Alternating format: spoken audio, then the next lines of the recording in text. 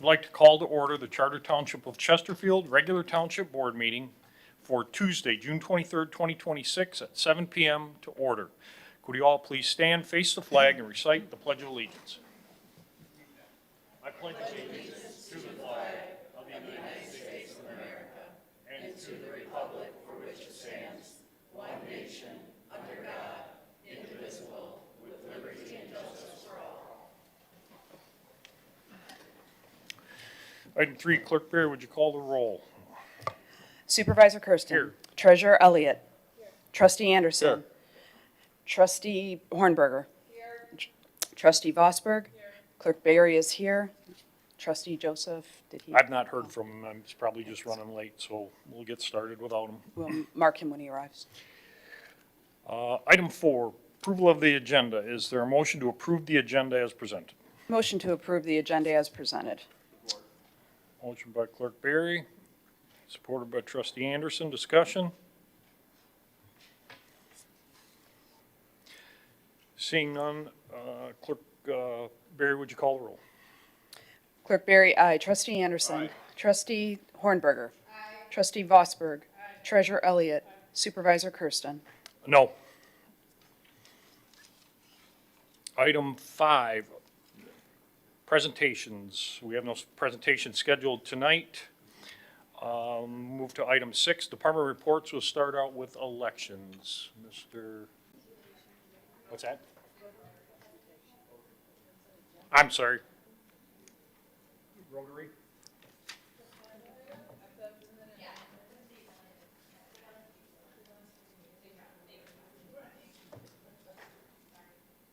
It's all yours, Stephanie.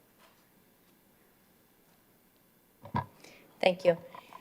I would like to show a lot of what the Rotary has done as an investment in Chesterfield Township before they come up and they make their presentation on their latest contribution to Chesterfield. So they started back in 2022 with adding storyboards to our Salt River Nature Preserve.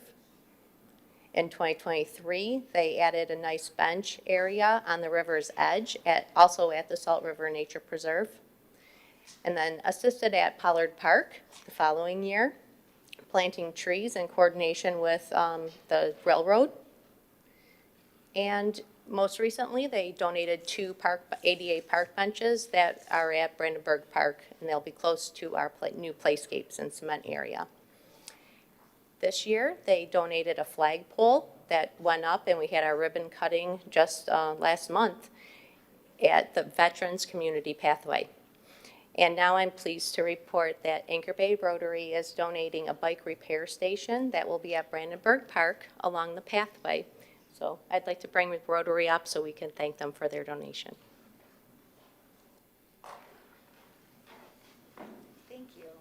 Good evening, Board. Thank you very much for having us here tonight and allowing us this opportunity. It's always a pleasure to work with the township. They work very well with us, Parks and Rec, and it's good to invest in our community. So these are the members, some of the members of our Rotary Club. Rich Miller is our treasurer. Susan Dutcher, Kathy Vosberg, and myself are here this evening representing Anchor Bay Rotary. So thank you very much. We look forward to future working with you. And Kathy, would you like to say anything? Okay. And Rich has a check for the township in the amount of $3,126.87. And it's like I said, we talk with Stephanie and Josh and ask, what are some of the things that the township would benefit from within our parks. And so it's always nice. Our flagpole was one of our big, we were very excited when that went in, and the ribbon cutting was nice. So again, thank you. Here's a check for Parks and Rec. And if we could just get a picture so that we could put it on our social media with the township. Yep, we'll just come up here. Yes. Does she have a camera, or do you want? Amanda's coming. Thank you, Josh.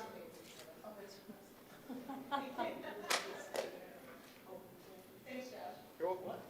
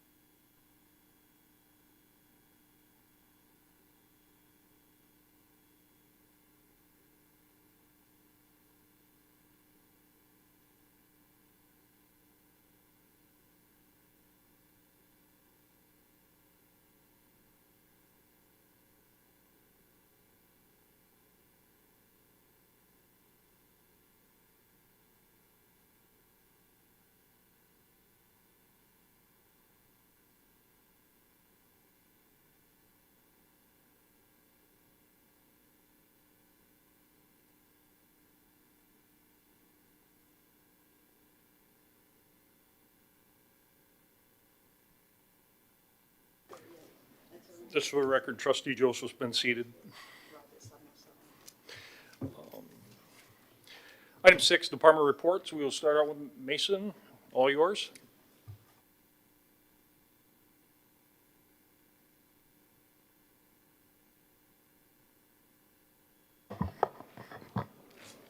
Excuse me, good evening.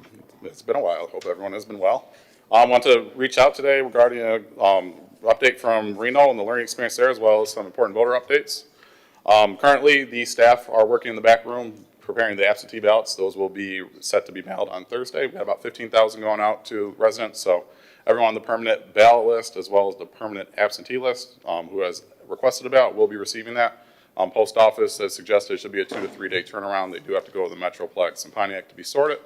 Early voting begins next month, July 25th, and then ending on August 2nd. Early voting again moved here to the township offices.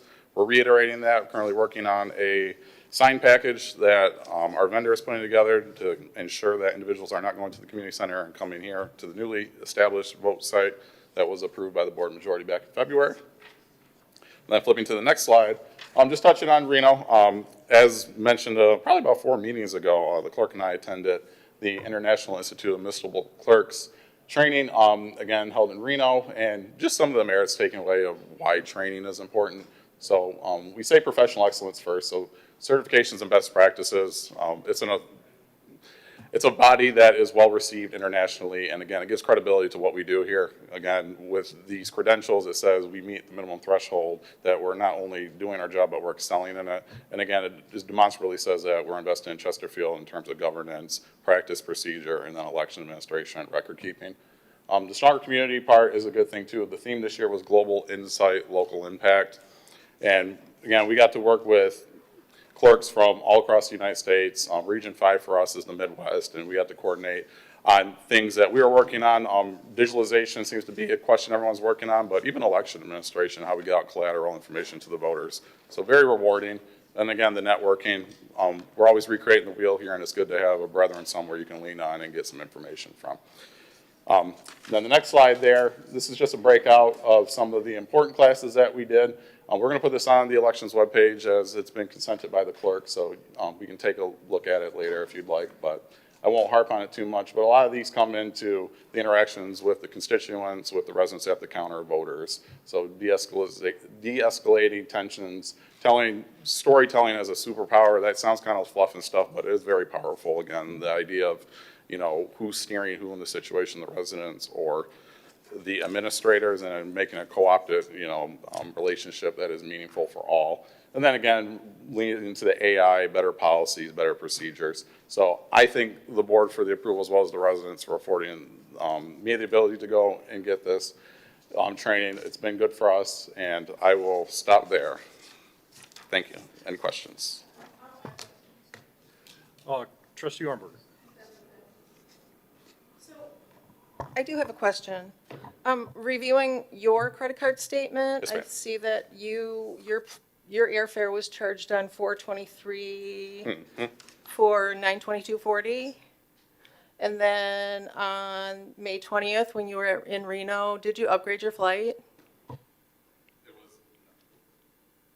It was not an upgrade. It was a change in flight. There was a cancellation, and then with the holiday weekend, it was a $280 to rebook. So it was a changing the connection out of Phoenix to Dallas. So it wasn't an For upgrade. $280? Correct. Okay, thank you. And then there is a reimbursement attached to the agenda showing the per diems that I covered for the excess that went over. So compliant with APO 13, 2019, I did send that over to finance and accounting to make sure that was reconciled. Any further questions from the board? Thank you, sir. Appreciate it. Next up, Clerk Berry. Thank you. So some of this might be a duplication, but I'll try to skip through the slides that are somewhat duplicated. So this is my report, again, from the International Institute of Municipal Clerks Annual Conference. Next slide. Do I get to say next slide, Karen? I feel like it's like, okay. So this conference is attended by professional clerks from around the world. This is just a picture of some of them.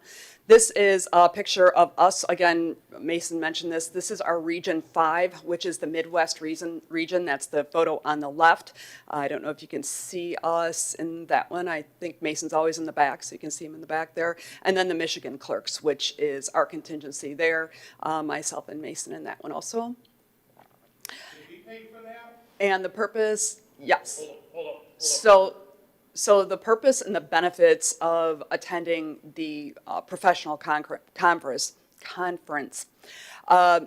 first and foremost, it helps the clerk's office and our community to stay ahead of a challenging and fluctuating environment. Conference sessions provide solutions to many issues that Chesterfield faces. The ideas, best practices, contacts, and tools demonstrate how to save time and money while prioritizing our community's needs. Specifically, one of the things that we're bringing back is a solution for upgrading our agenda management system. We were able to take a pretty substantive meeting with a new provider for that service that should allow us to not only implement a better program, but also at the same or lower costs than we pay now. We both acquired credits for advancing and maintaining our credentials issued by the International Association of, so it should be International Institute of Municipal Clerks. That is who certifies professional clerks throughout the country and around the world. Myself, I'm already a certified municipal clerk through this institution. However, with this, the credits acquired at this particular conference, I will now qualify as a master municipal clerk and will be putting in my paperwork for that designation. That is the highest designation that they offer in the professional field. Mason also was able to, because we were present at this particular event, he was able to also acquire enough credits that he is able to also qualify as a master municipal clerk within 2 years, which is almost unprecedented. It's very, very difficult to do, but he had a lot of educational credentials prior to that leads to that. So it's the fastest you can possibly get that designation, and he will be acquiring that as soon as he gets his 2 years of required experience in. Okay, these are an educational session, samples of the educational sessions that we attended. We did attend all educational sessions that were offered, both in the Advanced Academy as well as the conference itself. And I think Mason touched on most of these. There were more of them. We were on track 8, and then we attended sessions on the weekend before as well. So this is an example of one of the things that was in one of our sessions. And one of the things, the benefits of being with clerks from around the country, Michigan is only one of 7 states in the entire country that actually has local administration of elections.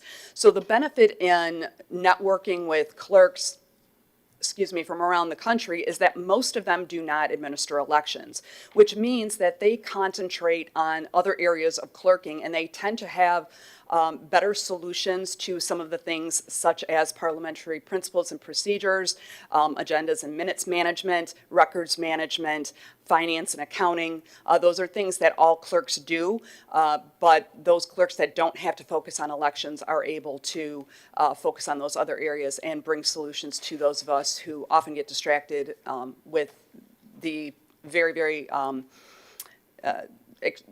I would say, cumbersome task of election administration. So this is some of the parliamentary procedures that they shared with us, and we were able to bring back from one of our presentations. Meeting management. So here are some language tips for meeting management. I think this is, all of these things, by the way, are helpful for all members of the board and members of our staff here. I believe Mason is going to put the links to a lot of these sessions available online for everyone to be able to access. And this is beneficial for anyone. And we will also make it available to the public as well, so that you can also take what we've learned and some of the skills and tips that we've been provided and perhaps use that in your own careers and professions. Public policy, that's another area that we studied quite a bit. We talked about policy evaluation. We talked about public policy questions. That was a very beneficial session, I felt, because this is something that we deal with every day. Again, all members of the board can benefit from this presentation as well. It talks about amending current policy and also creating new policy, but some of the questions that we should be asking ourselves when we're doing policy evaluation. Artificial intelligence is something that is becoming more and more prevalent, not only in the private sector, but in the public sector as well. And using artificial intelligence, having a policy for how that artificial intelligence is used, and more importantly, disclosing how we use artificial intelligence is important. So there were a couple of different sessions specifically regarding the integration of artificial intelligence. Influencing best practices and policies, again, what municipal clerks can do. And here's some of the course takeaways from how impactful municipal clerks can be when they are properly utilized and integrated into the municipal system. So the cost versus value, and obviously these things do have a cost. The value that I received here, and I believe that our residents receive as well, is advanced education and experience credits for professional development and certification. The education is tailored to modern municipal government, civic technology, leadership, skill enhancement to navigate the complex laws and increasing operational efficiencies that we deal with every day. The clerk's world is a very dynamic, constantly changing environment. This keeps us abreast of all of those things so that we in Chesterfield Township does not fall behind. The solution sharing, as I alluded to earlier, solution sharing for administration, records, and election-related problems. Again, you learn a lot from contemporaries who focus in other areas of clerking, allows us to bring that back here. And exposure and access to leading civic technology and management solutions to improve our public accessibility and transparency. Again, I alluded to one of those. There were many, but allows us to see what is coming next so that we can be prepared for the future as well as the present. The cost of attendance for myself for 7 days was $4,767.28. Registration fees were $1,143. Accommodations were $1,448.90. Transportation costs were $1,821.21. And meal costs that were not covered by the price of our registration was $354.17. And that's what comes up with the grand total of $4767.28. And I found that to be a very, very, I think we got a lot for our money. We got a lot of value for the cost, and I greatly appreciate the residents and taxpayers in Chesterfield to allow us to attend that and bring back all of the valuable information that we did. Ready? Yes, thank you. Treasurer Elder. Questions for board? Okay. Trustee Joseph. Sorry, just the question that I have is, I know that the clerk said that this was a master's level certification. Do we need a PhD level certification to process FOIAs? Because I think until we can manage the clerk's department, sending our clerk and her staff to the state of Nevada twice in the last year, as well as Chicago, is not a cost value benefit to the residents. And I'm surprised that the Stop the Unnecessary Spending crowd isn't revolting, but I understand why. This is a sham, and it should stop. And when we talk about the budget for 2027, we need to get a handle on these training budgets, because there was no board approval. This was granted in the budget process, and then amendments are made to that budget to allow this excessive travel. There's no added value to the township resident that's discernible to the public. They don't see any improved functions, and we're just sending people to Las Vegas every 6 months, and it needs to stop. Thank you, sir. Trustee Hornberg. I have a question about the budget for each department for travel and conferences. And what was it for 2026?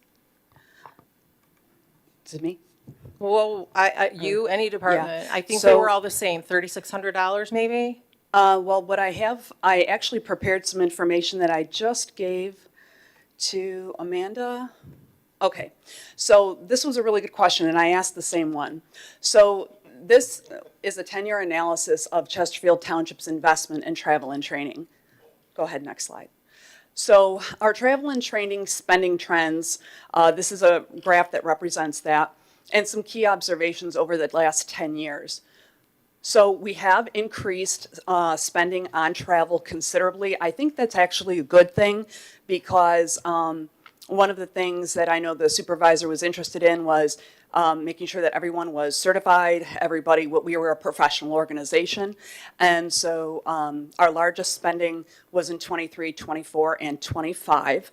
The majority of our training costs are usually in police and fire, and I think that makes a lot of sense. They have the largest departments, and also they have the most things to be trained on. So I'll make this available as well to everyone. The department leaders over the period, again, police and fire, no surprise there. Then water and sewer, treasury, and human resources. Again, I think that makes a lot of sense because those are the departments that have the most amount of things to be trained on. And so I think it makes sense. It made sense to me. Go ahead to the next slide, please. So here's a bar representation, a bar graph representation. This is the cumulative expenditures from Chesterfield Township. This is a report, again, for a 10-year period, 2017 through 2026. And this is just a graphic representation of the figures that were in the last slide, and then they're going to be in another slide as well. So, I mean, again, as you can see, I think that our spending trends make sense. You can see that Treasury, HR, and clerks are almost statistically the same. I think, again, that makes sense because those are the three most, I would say, regulation-heavy departments outside of police and fire, and then, of course, assessing and supervisor parks and rec and so forth. Next slide. Here's the annual travel and training expenses by major department groups. So police, you can see, is the blue bar, fire, water and sewer, and then all of the other departments were combined. So again, I think that makes sense with the requirements of those positions. These are the top 10 departments for travel and training. Again, this is just a representative graph of what it is for the top 10. Again, police, fire, water and sewer, treasury, HR, clerk, and then building inspection and assessing. Next. So this is for total travel, training, school, and conference expenditures. Again, police and fire at the top, water, sewer, treasury, HR, clerks, building, assessing, and then you have supervisors, management. I don't think that that's what Supervisor Kersten has. I think that was from Supervisor Iacovetti. And then the Parks and Rec is number 10. And the last one, I believe it's the last one. So these are the top 10 departments excluding police and fire and water and sewer. And the reason why I did it this way is because police and fire have their own funding sources as well as water and sewer has their own. So if you were to exclude them from the list and just essentially take into the departments that are in this building, this is, and you, again, as the graph showed, you can see that over the last 10 years, Treasury, HR, and clerks spend about the same statistically, runs anywhere from, about $4,200 to $4,300 a year on average for clerks to $4,500 for Treasury, and then you have building and assessing that come in behind those.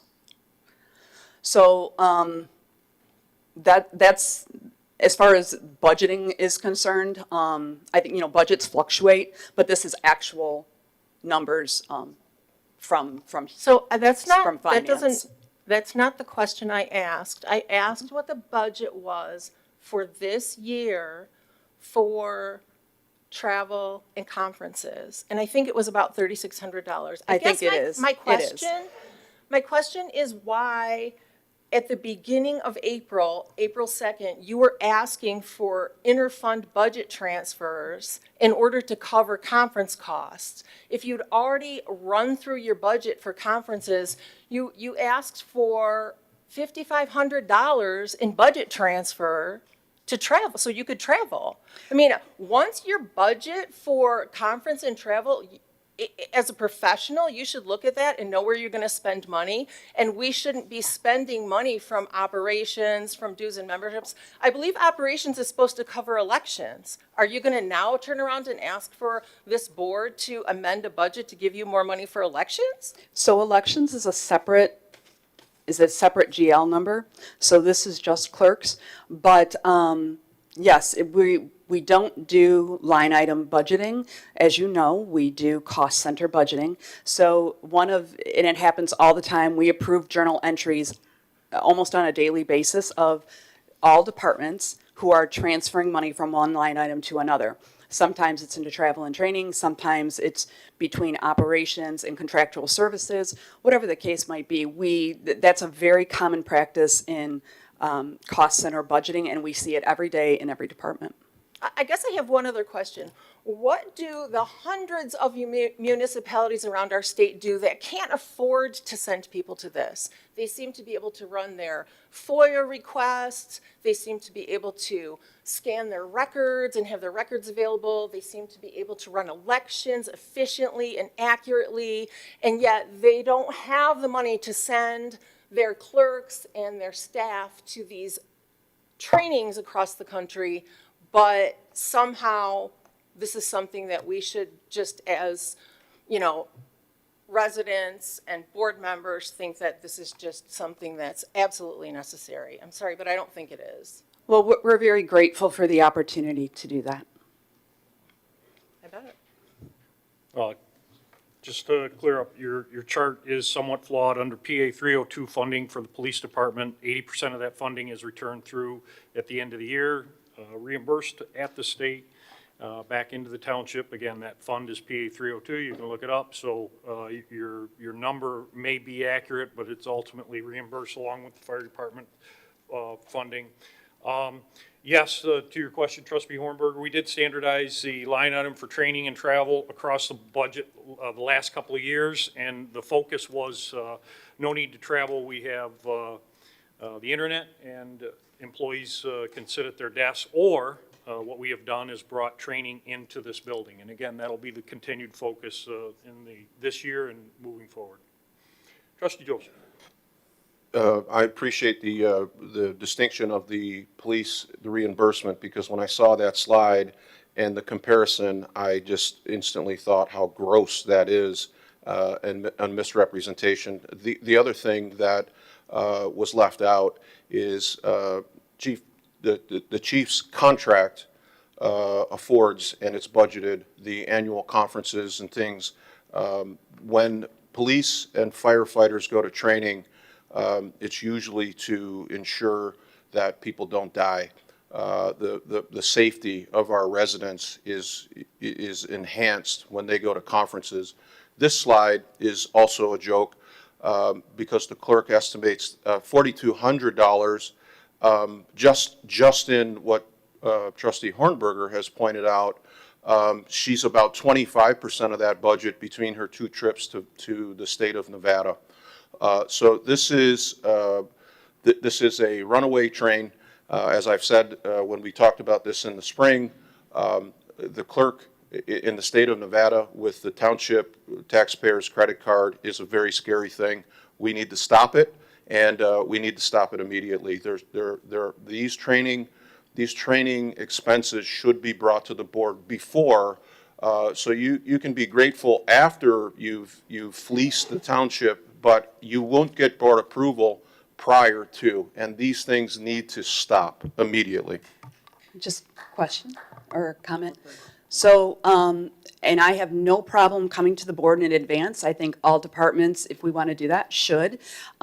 Just so that the public is aware, we've actually spent more money to train the public safety dog. And I don't mean the canine cop. I mean the fluffy little cute one. Now, he's cuter than me, I'll give you that. But we spent more money to train him than to train our clerks. And that's okay. They you have know, a and nonprofit. They have a but nonprofit it- that pays. I'm not you- sure you- if it, you- hold on a second, please. I'm speaking, but Mr. Chair, Mr. Chair, am I recognized, or is Trustee Joseph? Thank you. So we used the township credit card for $4,000 to send our little fluffy Chester to training. And we send, I think we spend $65 every couple of weeks getting his hair trimmed. And that's great because I love that dog. I do. We spent money to send him with his handler to Washington, D.C. We paid extra for the dog. So we do a lot for Chester, and he brings a lot of value to the township. But Chester isn't responsible for making sure that the township maintains legal compliance with FOIA and Open Meetings Act and minutes and such. So I think I'm completely fine with bringing all of these trainings and all these expenses to the board. I think every department, if we're going to do that, every department should do it, and I would be more than happy to do that. I would be, again, would be happy to entertain that, and quite frankly, if Treasurer Elliott would like my credit card back, she can have it. We can figure out some other ways to pay for things, but when it comes to training, travel and education, I believe, and I have in the past paid for my own. The reference to Chicago, I paid for all of that myself. That cost the township nothing. The IIMC conference next year is in Dallas, so I don't know if Trustee Joseph wants to keep it to the state of Nevada, but it's in Texas next year. And the year after that, it is in Washington State. So it moves every year because, again, this is a conference that is attended by clerks from around the world, around the state, the country, and so they move it every year. So if Dallas is okay, I'll put in my request for that now, and for Washington State the following year to maintain my professional certifications. Thank you. Just follow up that, that's fine. We are in the process of preparing budgets for fiscal year 2027, and all of those preparations you can apply in BSNA. And as we work through the 2027 fiscal year budget that has already begun. Treasurer Elliott? Mr. Supervisor, and Clerk Barry, I think the best thing to do is that you go ahead and turn in your card here this evening, and I think that'll settle it. And then I do think it's a good idea that we bring this to the board ahead of time. And so I believe we're working on the APO for the travel and training. I think that's a great suggestion, and I will turn the card off this evening. That would be fine, and then perhaps as well, we can also settle at that time the balance that the township owes to me. Thank you. We'll need to, we'll No, need- for the, I don't think that you have Who's the being floor. reckoned? I was speaking. I don't think the chair recognized yet. Go ahead. Thank you. Clerk Barry, you can speak. Thank you, Mr. Supervisor. Yes, I will be settling up the accounts with HR and the accounting department for all of the expenses that were signed for and approved by our Human Resource Director. Yes. Mr. Supervisor? Trustee Joseph? Yeah, I would like to thank the treasurer for commandeering that card, put it in the shredder. When the Treasury Department settles the account for all of the outstanding payments, I think that we should at least consider a bond initiative, because that's going to be a big, big bill. And lastly, I would just point out, by my calculations, Chester has processed exactly the same number of FOIAs as the clerk, and he has mastery of Laserfiche comparable to the clerk's aptitude. So that comparison was a shot, and it was unnecessary. They're apples to oranges, and basically, the entire board is of the opinion that you need to stop fleecing the taxpayers with these ridiculous travel, training, and gambling junkets. That needs to end, and I'm done with this, Mr. Supervisor. Thank you. Thank you. I'm going to throw one more comment in there, just so the clerk knows now. I will not be approving any new vendor to come in with any new software, period. Laserfiche is still not working as of today. The only two departments utilizing it is Water Department and Building Department. Cannabis applications is still not working. It cannot be processed, even though there aren't many in application or even interested in it at this point. So it is putting it on the table as she's done with others. I'm not supporting any technological improvements that come from the clerk's office, period. With that being said, we'll move on to the next presentation. Treasurer Elliott, the floor is yours. Thank you, Mr. Supervisor. There will be, I don't settle anything. That would be something that is settled by HR, between the accounting department and the HR department. Before I get into my slide, I do want to mention that myself and my assistant attended the Michigan Municipal Treasurers Advanced Institute. This is for our Michigan Professional Treasurers Certification. I was the recipient of the scholarship for that Advanced Institute, and that covered the cost of my attendance and registration. Sure. That I was recipient of a scholarship that covered the cost of my attendance, and so for Treasury, that cost was a little over $1,400 for the two of us to attend. And what was included in that was a section on hackers, a section on grant management, a section on auditing. There was a section on special assessments, managing something called brownfields, which we do have here, bank accounts, budgets, the RFP process, fraud, and investing. So what I would like to get into here is this slide, which is something that I send out in the summer tax bills, and it tells you the 2025 tax collection. So this slide illustrates the important role of the Treasurer's Office and how we collect and distribute property taxes on behalf of multiple taxing authorities throughout our community. In 2025, Chesterfield Township collected and distributed approximately $96 million in property tax revenue. Residents associate that tax bill often to the township, but the majority of those dollars support schools, county services, public safety, transportation, libraries, and other voter-approved regional programs. I'm going to read the breakdown to you. So local school districts got about 33% of at $31.9 million. Public safety got about 18.9% at $18 million. State education was 14.9% at $14.5 million. MISD, or Macomb Intermediate School District, ended up getting almost 12% at $11.5 million. The Macomb County, we sent a little over $10 million, and that was about 10% of the collection. Macomb Community College, we sent $3.4 million, which is 3.5% of the collection. Smart Transportation, we sent $2.2 million, which was 2.3%. The township operations and special assessments, we collected about $2 million, which is 2% of the total amount collected. Chesterfield Township Library, we sent $1.4 million, which is about 1.5%. Veteran Services, the DIA, the Huron-Clinton Metro Parks, and zoo millages combined were about $1.3 million, or 1.4% of the tax collection. At the conclusion of the collection, approximately $1.95 million remained delinquent, and that was transferred to the Macomb County Treasurer. Every payment received, it has to be accurately receipted, reconciled, accounted for, and distributed to the proper taxing authority, making tax collection one of our most important roles here at Chesterfield. Thank you. Thank you. Trustee Joseph. Yeah, quick question, Treasurer Elliott. Could you expound a little bit on the 2.1% of the tax roll, the taxes collected, that goes to the general fund.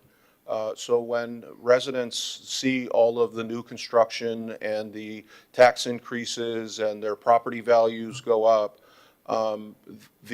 the amount of taxes that are collected for the general fund, inclusive of Parks and Rec and all of the other general fund departments, roughly equivalent, actually almost $250,000 less than the tax collected for the smart bus.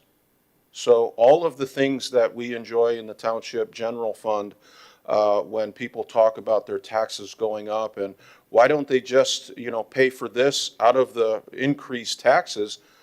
You're saying, according to this chart, that the township general fund receives 2.1%, $250,000 less than the smart bus taxes levied. That's correct. Thank you. Thank you. Any further questions under presentations? Seeing none, I will move on to item 7, public comments. Public comments on agenda items only. There is a 3-minute time limit. If you would, please state your name, not required. Public comments on agenda items only. At the end of the meeting. Thank you. Public comments on agenda items only. Going once, going twice.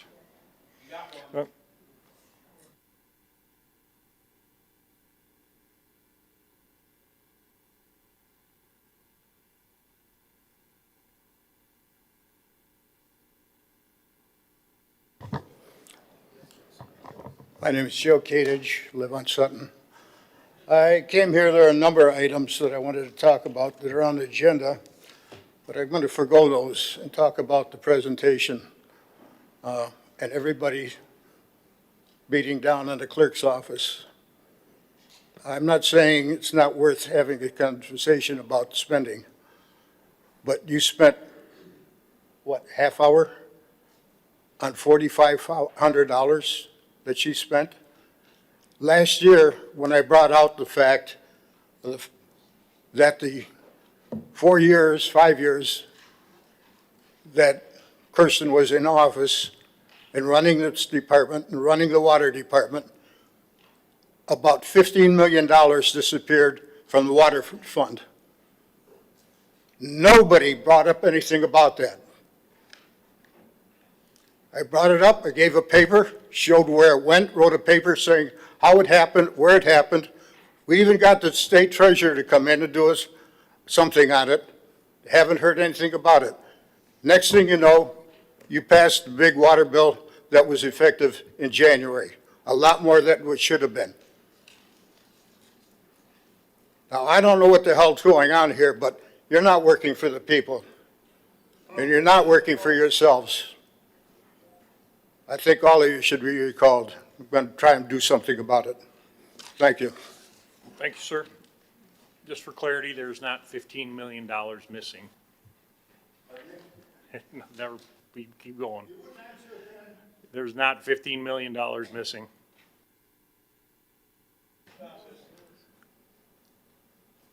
Go ahead, Ms. Young.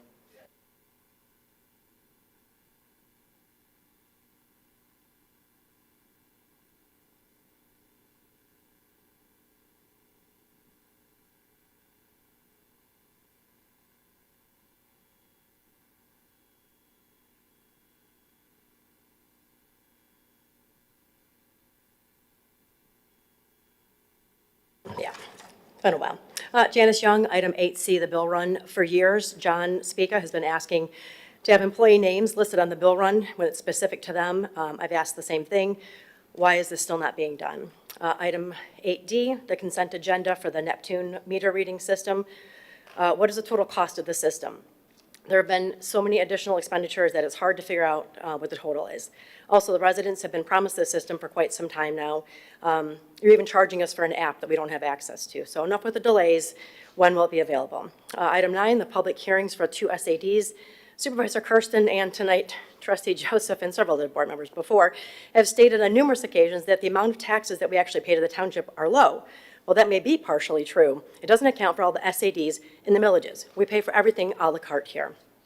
Police and fire have an SAD and a millage. Library has its own millage. SADs for detention ponds, roads, sidewalks, street lighting, and more. 10D, the Fragmity spraying. This board already voted that down on March 24th. Why is it back on the agenda? This board has a habit of that type of behavior. Item 10, the county drain match. I might be a little out of touch with this one. Is that a new program? But why do we have to pay half if the county's responsible for the drains? Item 10F, the bike repair station, where, she already said it's going to be located at Brandenburg.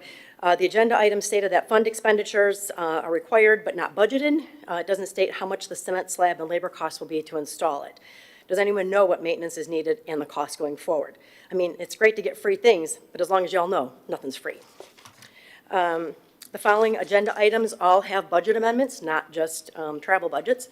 Item 10E, H, I, J, K, and L. All are listed as having budget amendments. For the new fire station, architectural and engineering work, municipal office exterior work, municipal building landscaping, and the community center parking lot, and seal coat and striping. It must be nice to spend other people's money without having to budget for it, really. Item 10G, public hearing on 728 for the police and fire. I hope residents attend the public hearing and ask questions about how the new fire station will be funded, not just how it will be built, but how it will be staffed and equipped. It's going to need new trucks. It's going to need everything. That's a whole lot of money coming our way.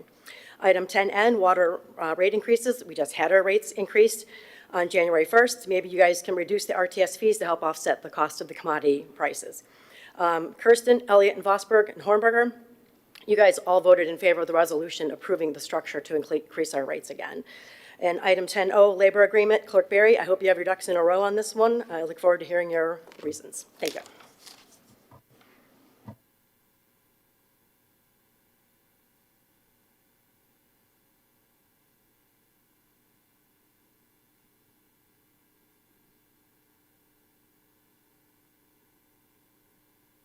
The first question.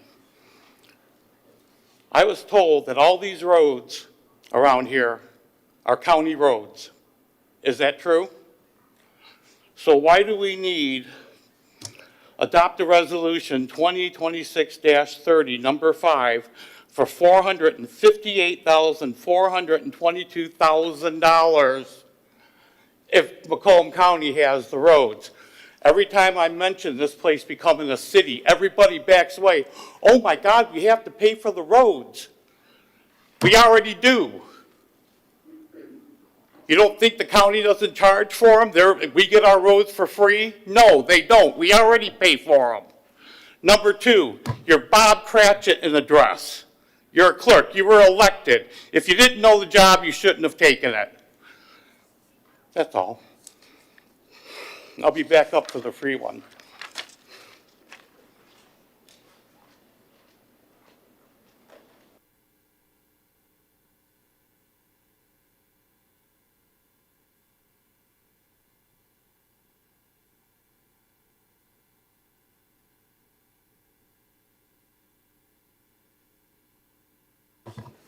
John Speaker, Chesterfield Township. The only runaway train is this majority board. So if people have paid attention and they know me, I was the clerk's biggest critic. What's the agenda item, Mr. Supervisor? So on the agenda item that was talked about, on the excessive spending, my opinion, yeah,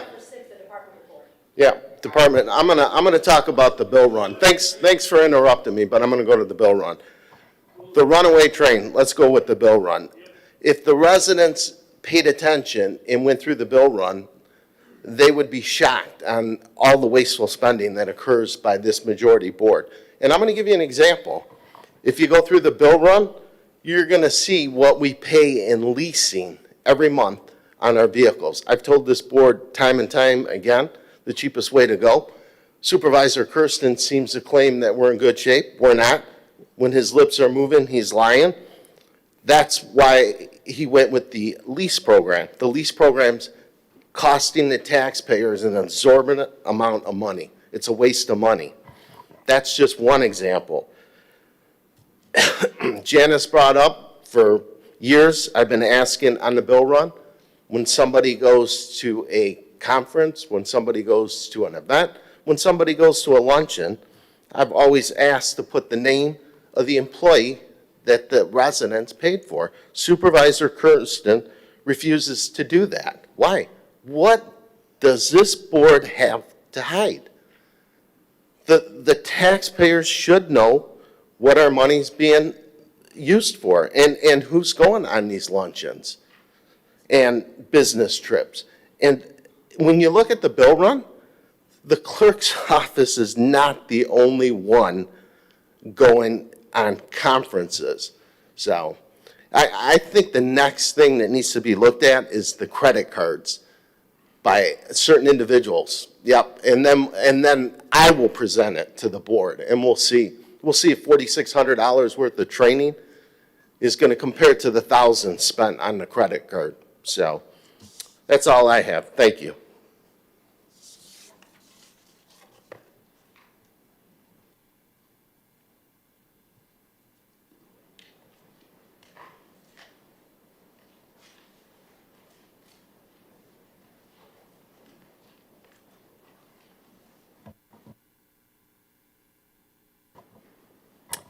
All right, I guess the one issue I have on this, well, not so much an issue, just more or less a concern, is item G, in which case for the special assessment levy regarding police and fire.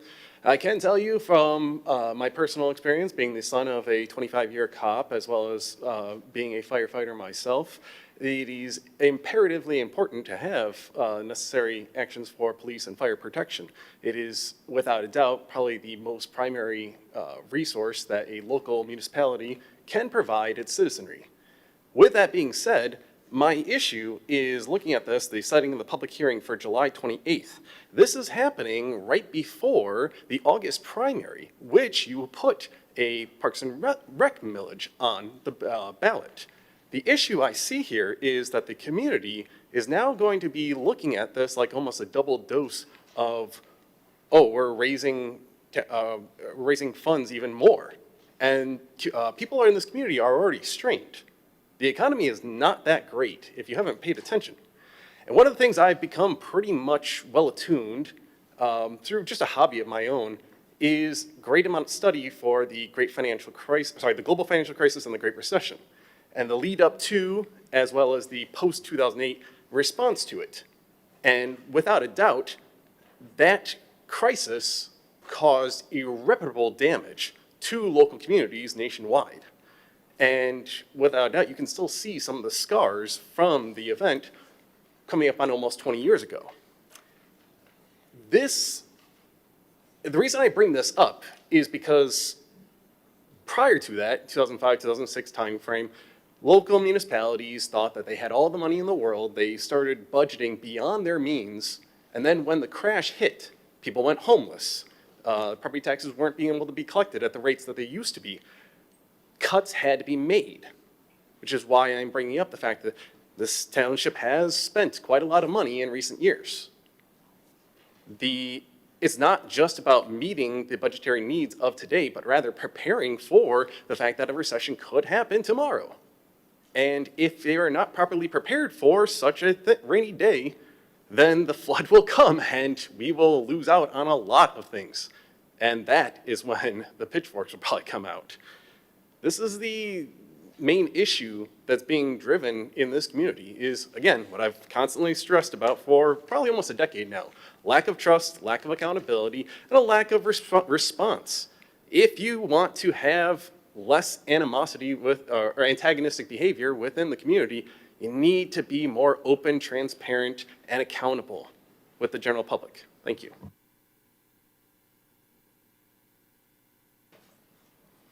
Any further comments from the public?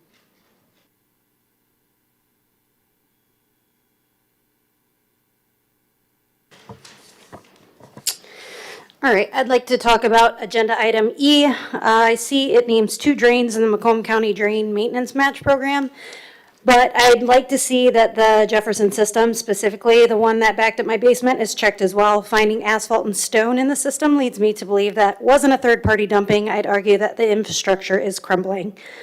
Simple photos taken of the findings, to me, are not sufficient. Large obstructions like this should be documented or investigated with video evidence to understand if a larger problem is at hand, which leads me into item L, HRC 2026 Sanitary Sewer CCTV and Cleaning Project. I believe this needs to be a routine measure when flooding issues in our township arise, like the flooding of my home, Not due to negligence on my part, but the defaults in the township systems. I'd like to see not just photographs taken, but recordings of the findings, recording the line, its operations and conditions need to be further investigated.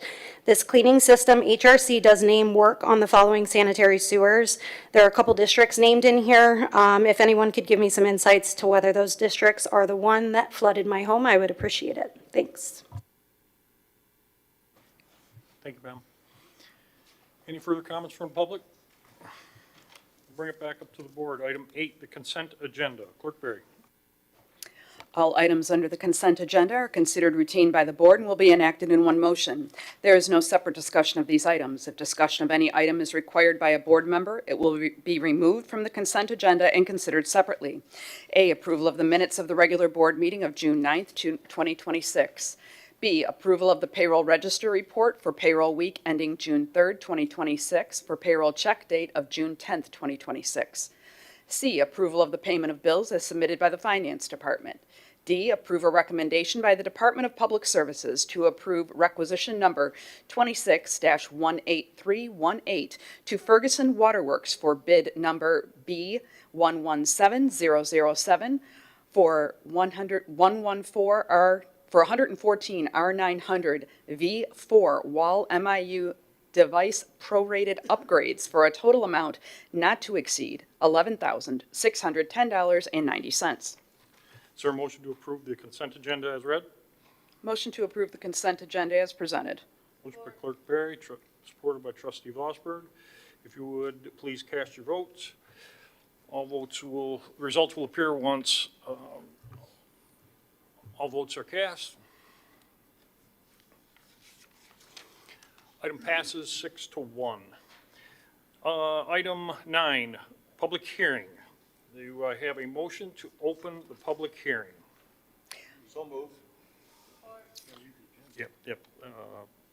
I'm sorry. Clerk Berry, would you read item 9A? Thank you. Item 9A is to conduct a public hearing at 7 p.m.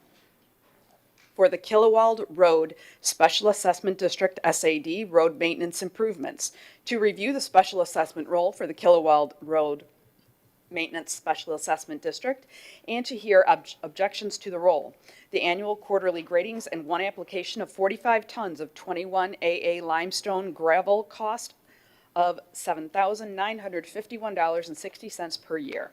Is there a motion to open the public hearing? So moved. Trustee Joseph, supported by Trustee Vosberg. Clerk Berry, would you call the roll? Trustee Joseph. Aye. Trustee Vosberg. Aye. Trustee Anderson. Aye. Trustee Hornberger. Aye. Treasurer Elliott. Supervisor Kersten. Aye. Clerk Berry, aye. At 7:59. Mr. O'Connor and Ms. Bovee, floor is yours. No problem. Good evening. This is the Killewald Public Hearing number 2, and we are available to answer any questions. I just wanted to add that the clerk's office mailed notices to all property owners within the district on June 4th, and notices were published in the Macomb Daily about this hearing on June 10th and June 17th, so all requirements have been satisfied. Thank you. Clerk Berry. Mr. Supervisor, we have received no notices of protest on this SAD. Are there any residents in the public that, in regards to the public hearing for Killewald, want to speak? Anyone here? Anyone here? Seeing none, Supervisor Kersten will make a motion to close the public hearing. Support. Motion by Clerk, or supported by Clerk Berry. If you would please call the roll, Clerk Berry. Supervisor Kersten. Aye. Clerk Berry, aye. Trustee Anderson. Aye. Trustee Joseph. Aye. Trustee Hornberger. Aye. Trustee Vosberg. Treasurer Elliott. At 8:01. Item 9B, when you're ready, Clerk Berry. Item 9B is to conduct a public hearing at 7 p.m. for the Nautical Drive Special Assessment District SAD road paving improvements, to review the special assessment roll for the Nautical Drive Special Assessment District for a cost of $458,422, and to hear objections to the roll. Is there a motion to open the public hearings? Motion to open the public hearing. Motion by Clerk Barry, is there supported by Trustee Anderson? Clerk Barry? Clerk Barry, aye. Trustee Anderson. Trustee Joseph. Trustee Hornberger. Trustee Vosberg. Treasurer Elliott. Supervisor Kersten. Aye. At 8:01. Ms. Bovee and Mr. O'Connor. Thank you. I would like to, first of all, disclose a correction to the project cost that was reflected in the amended SAD roll that's before you tonight. The original petition that was circulated and assigned by the property owners were based on an estimated cost of $465,000. Resolution 4, which was adopted at the public hearing on May 26th, the roll was amended to $447,000. Today, after final review, the new assessment roll to be adopted by the board is $458,000, which is and $422, which is still under the original amount that the petitions did. They signed the petitions. So I wanted to disclose that for the record. Thank you. Is there any residents from Lottie View that would like to speak on this Nautical Drive special assessment? Good evening. I would like to go on record. So I live on this particular item here. I'm one of the 3 houses that's going to be receiving a special drain easement, excuse me. And I would like to just go on record to state that the current drain that I have does not address my concerns with my individual property. I've spoken with Mr. Mitchell multiple times. It still does not reflect it. I understand that this document is respective to covering the township, but I also need to look out for myself and my property. With that being said, I want to reflect that I have had discussions this evening with Mitchell, and I am willing to sign this agreement with the understanding that the 2 mature pine trees that are on my property will be replaced. My property will be restored back to its original state that it was in prior to this taking place. I also have a fence on my property. I have a 130-pound security guard on my property. I am requesting that there be temporary fencing placed on my property because it's with everybody's best interest that this dog stays protected on my property. So with that being said, he's not a vicious dog, but again, I have him there for protection. I expect him to stay protected. It was suggested to me that I put my dog in the front yard. That's not an option. I want my property, I want my fence put back when this easement is done, back on my property, and I want it fenced in because it's currently fenced in. This fence is only 2 years old. I have spoke to Mitchell, and I will get the company that I went with in the event that there is damage done to the fence when it needs to be replaced. I also am having my seawall replaced next year. So with this easement, there's going to be continued discussions between myself and Mitchell on the seawall. What's going to happen because that drain's going to have to be replaced when my seawall goes up. Any questions? None here. Okay, thank you. Mitch, go ahead. Is this still open for public discussion? Right. So for a real brief explanation, Sir, please stop. You're interrupting the meeting. I don't want to have you removed. Okay? in order to construct drainage for the site, we needed to get off-site easements to go up the side lot lines to drain there'll be 2 catch basins placed in the pavement, and then that storm sewer will have to go out the lot line and punch through the seawalls. We had to do that at 2 different locations, which required 3 easements.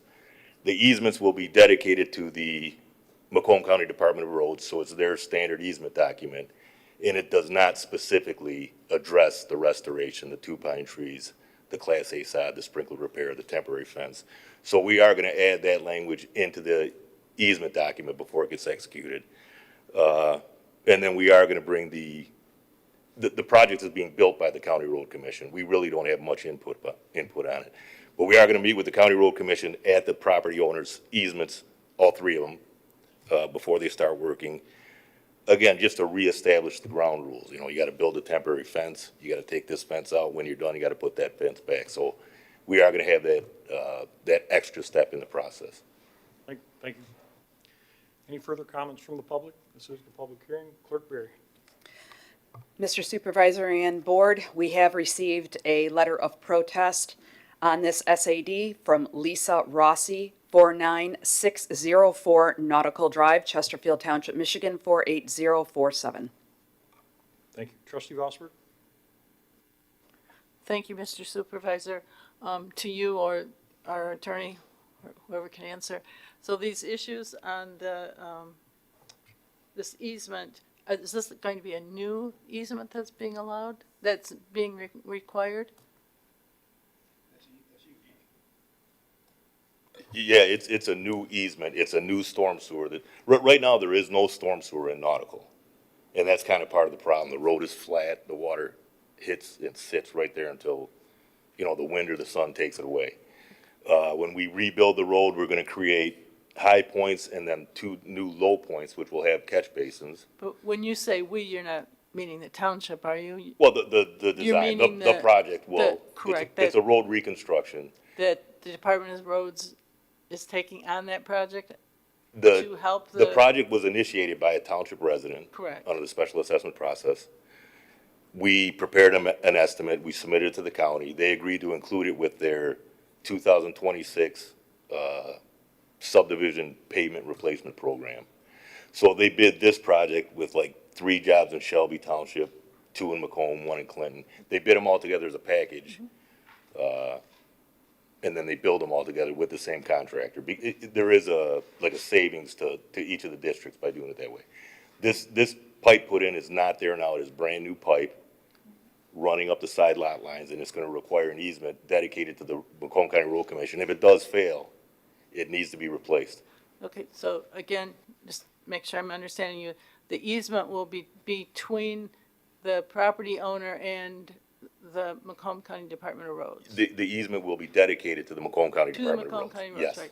That will be their own agreement that they will, the property owner and the Department of Roads will come up. Sounds like you're just being kind of intermediary there for that process. Yes.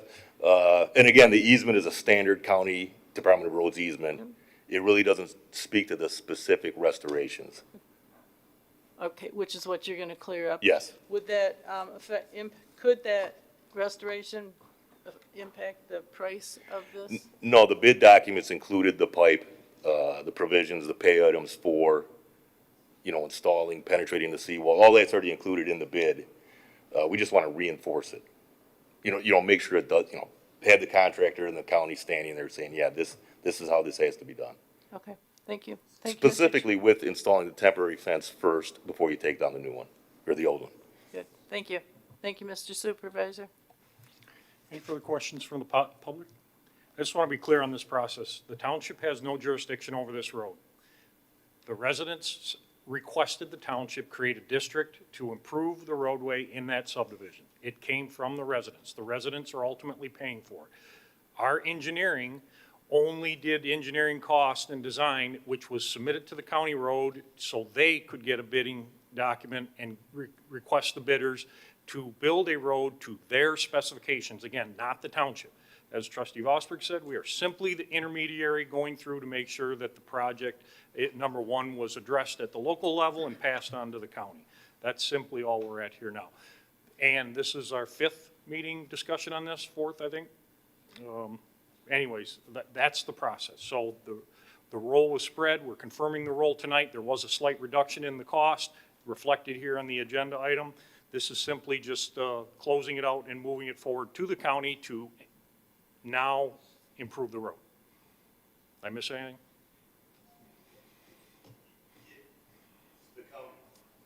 county does contribute approximately 50% to the project. So if it costs $1 million, the county contributes about $500,000 to the project. I missed that part, thank you. Any further questions from the public? With that being said, I will make a motion to close the public hearing. Oh, I'm sorry. Come on up, you want to come up to the mic?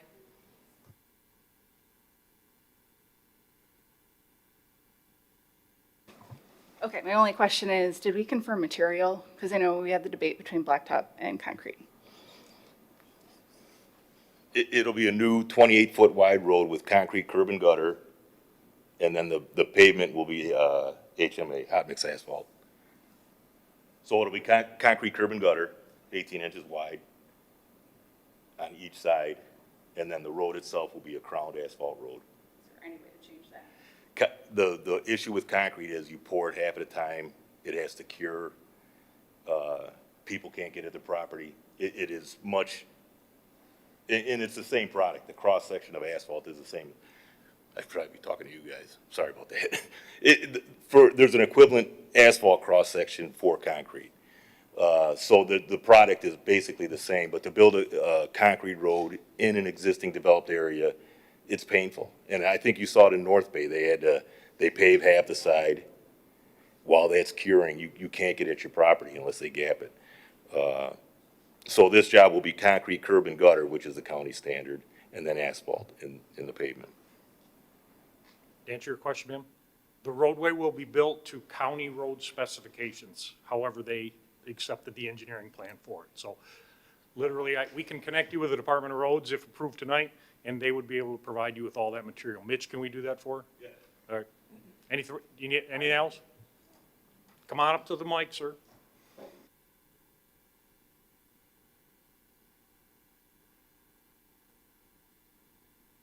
Who pays the $458,220? The township fronts the money out of our general fund, and as she said, the assessment roll is spread through each homeowner, and it goes back to, they pay it on their tax bill. And does the county pay for any of this? County pays for a portion of it, as Mitch just indicated. So that means we pay for it anyways? Yeah, it's a road open to the public, as in all roads. All right, thank you. Trustee Joseph? Yeah, just to clarify, though, his question, when he says "we," this is an SAD for the residents on Nautical Drive. This is a special assessment district that impacts residents on that road. This is not a township-wide SAD.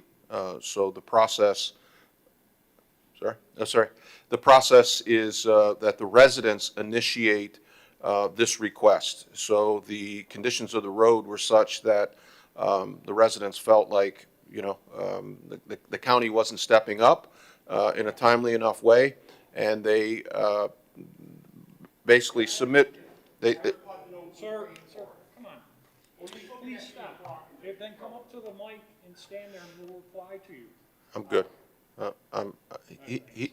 He's good, and I'm good. Trustee Anderson, did you have anything? Trustee Hornberger had to excuse herself. I'm not sure if she's going to come back, just for. With that being said, Supervisor Kersten will make a motion to close the public hearing. Is there any support?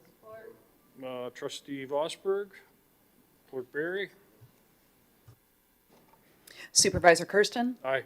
Trustee Vosberg? Aye. Trustee Anderson? Trustee Joseph? Aye. Treasurer Elliott? Clerk Berry, aye. Item passes at 8:15. We move on to the regular agenda. Item 10A, Clerk Berry. Item 10A is to adopt Resolution 2026-33, Number 5, for the Killawald Road Special Assessment District, SAD, road maintenance improvements. To confirm the special assessment role for the Killawald Road Maintenance Special Assessment District, and to provide for collection in annual installments of $7,951.60. The improvement consists of quarterly gradings and one application of 45 tons of 21 AA limestone gravel per year for 3 years. Interest is required to be charged on unpaid balances as determined by the board. Historically, the interest rate has been 5%, but cannot be charged more than 8% per annum. Supervisor Kersten will make a motion to approve item 10A with the 5% interest and, I think it's 3 years. Pardon me? It was already in the previous resolution. Support. Treasurer Elliott. Discussion? I have a motion by Supervisor Kersten, supported by Treasurer Elliott, to approve item 10A. If you would please cast your votes. Results will appear once all votes are cast. Item passes 7-0. Item 10B. Item 10B is to adopt Resolution 2026-30, number 5, for the Nautical Drive Special Assessment District, SAD, paving improvements, to confirm the special assessment roll of $458,422 and provide for collection in annual installments for a 10-year period. Interest is required to be charged on unpaid balances as determined by the board. Historically, the interest rate has been around 5%, but cannot be charged more than 8% per annum. Is there a motion to approve? Supervisor Kersten will make a motion to approve at the 5% rate for the period of 10 years. Is there any support? Support. Clerk Berry. Discussion? Seeing none, I have a motion by Supervisor Kersten, supported by Clerk Berry, to approve item 10B. If you would please cast your vote. Results will appear once all votes are cast.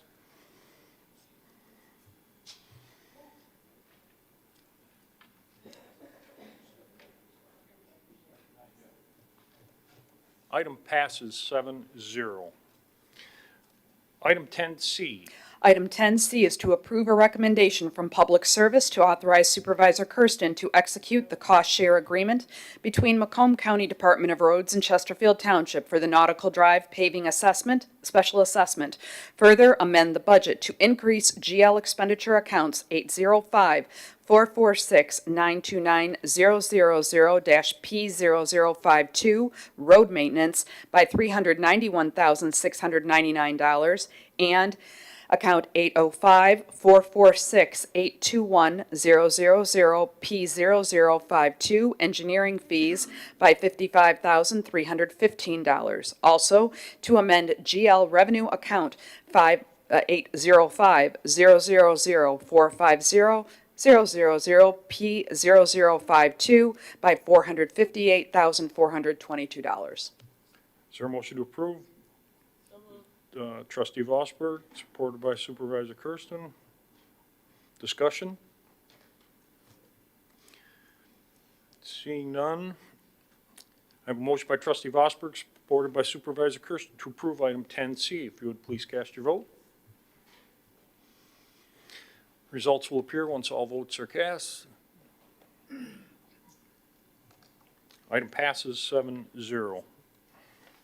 Item 10D. Item 10D is to approve a recommendation by the Department of Public Services to participate in the Macomb County Department of Roads 2026 Fragmite Spraying Project with a 50% township match not to exceed $14,000. Further, amend the budget to increase GL expenditure account 101-446-939-000 watershed program by $14,000.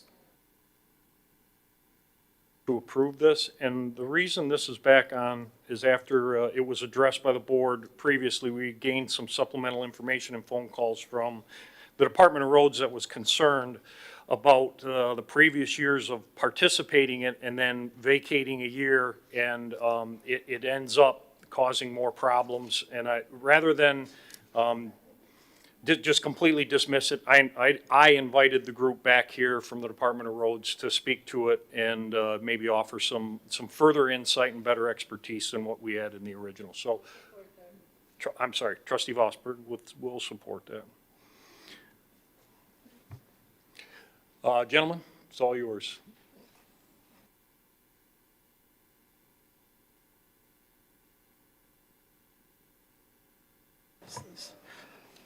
Hello, my name is Irvin Weich. I'm the Planning Director for Macomb County Department of Roads.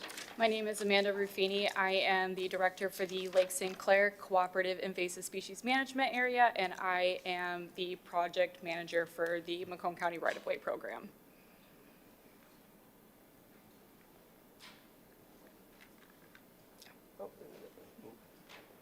So I just want to go over some negative effects of Phragmites.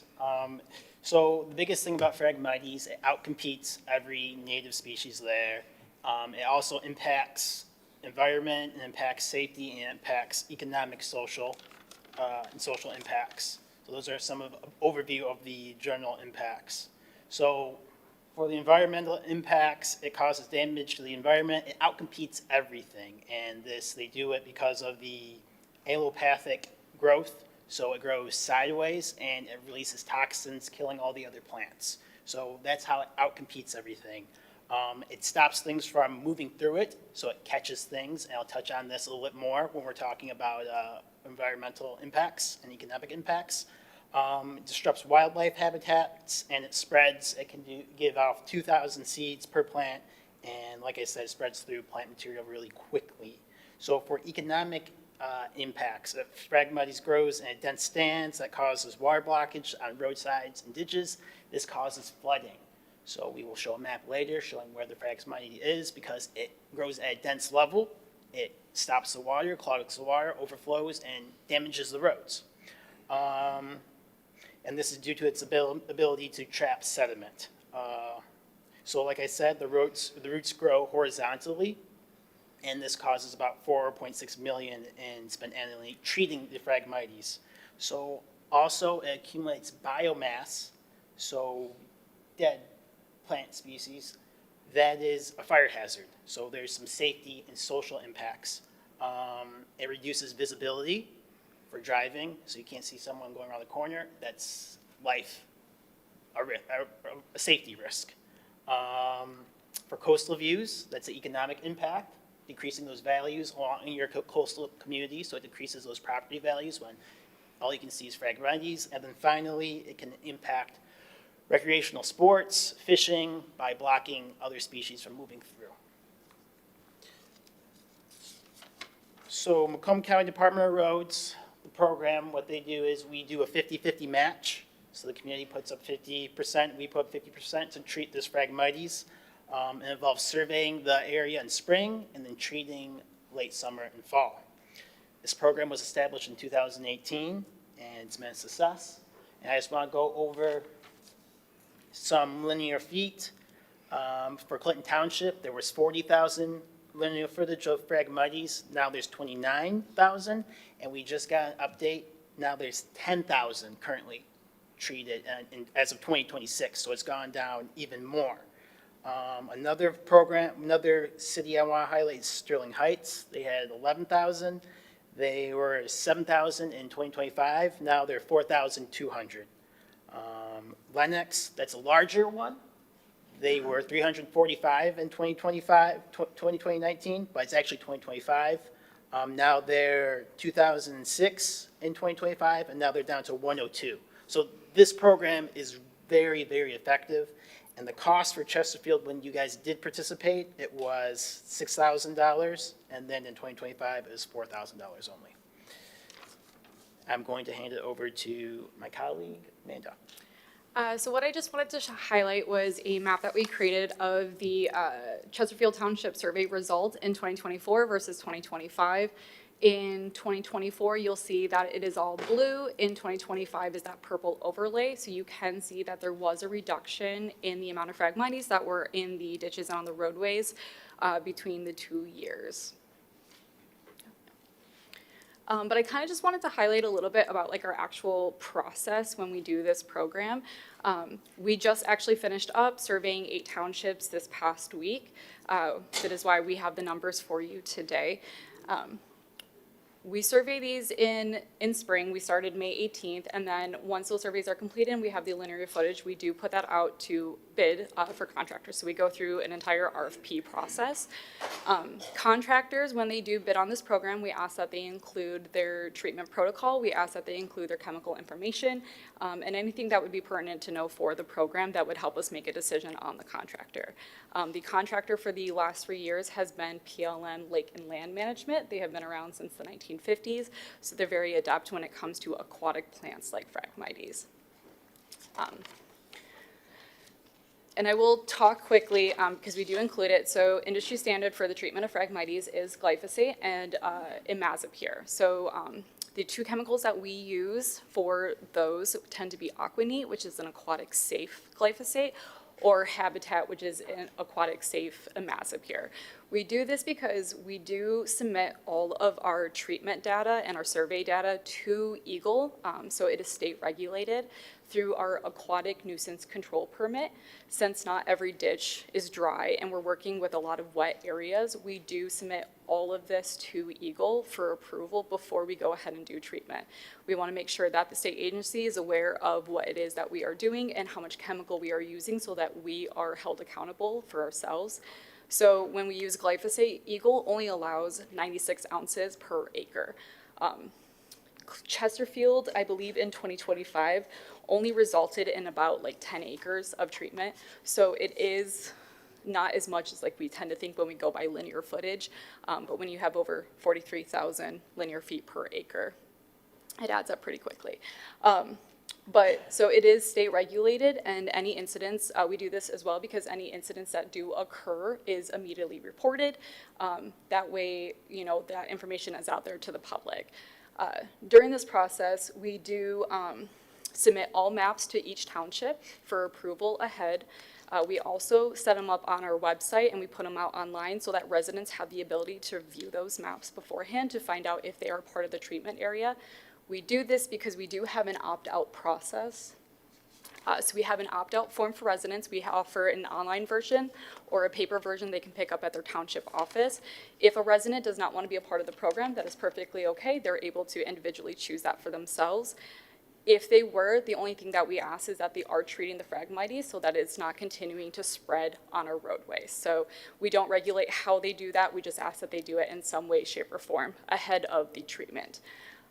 We give the contractor the ability to decide if it's still there. We haven't had that issue in the past.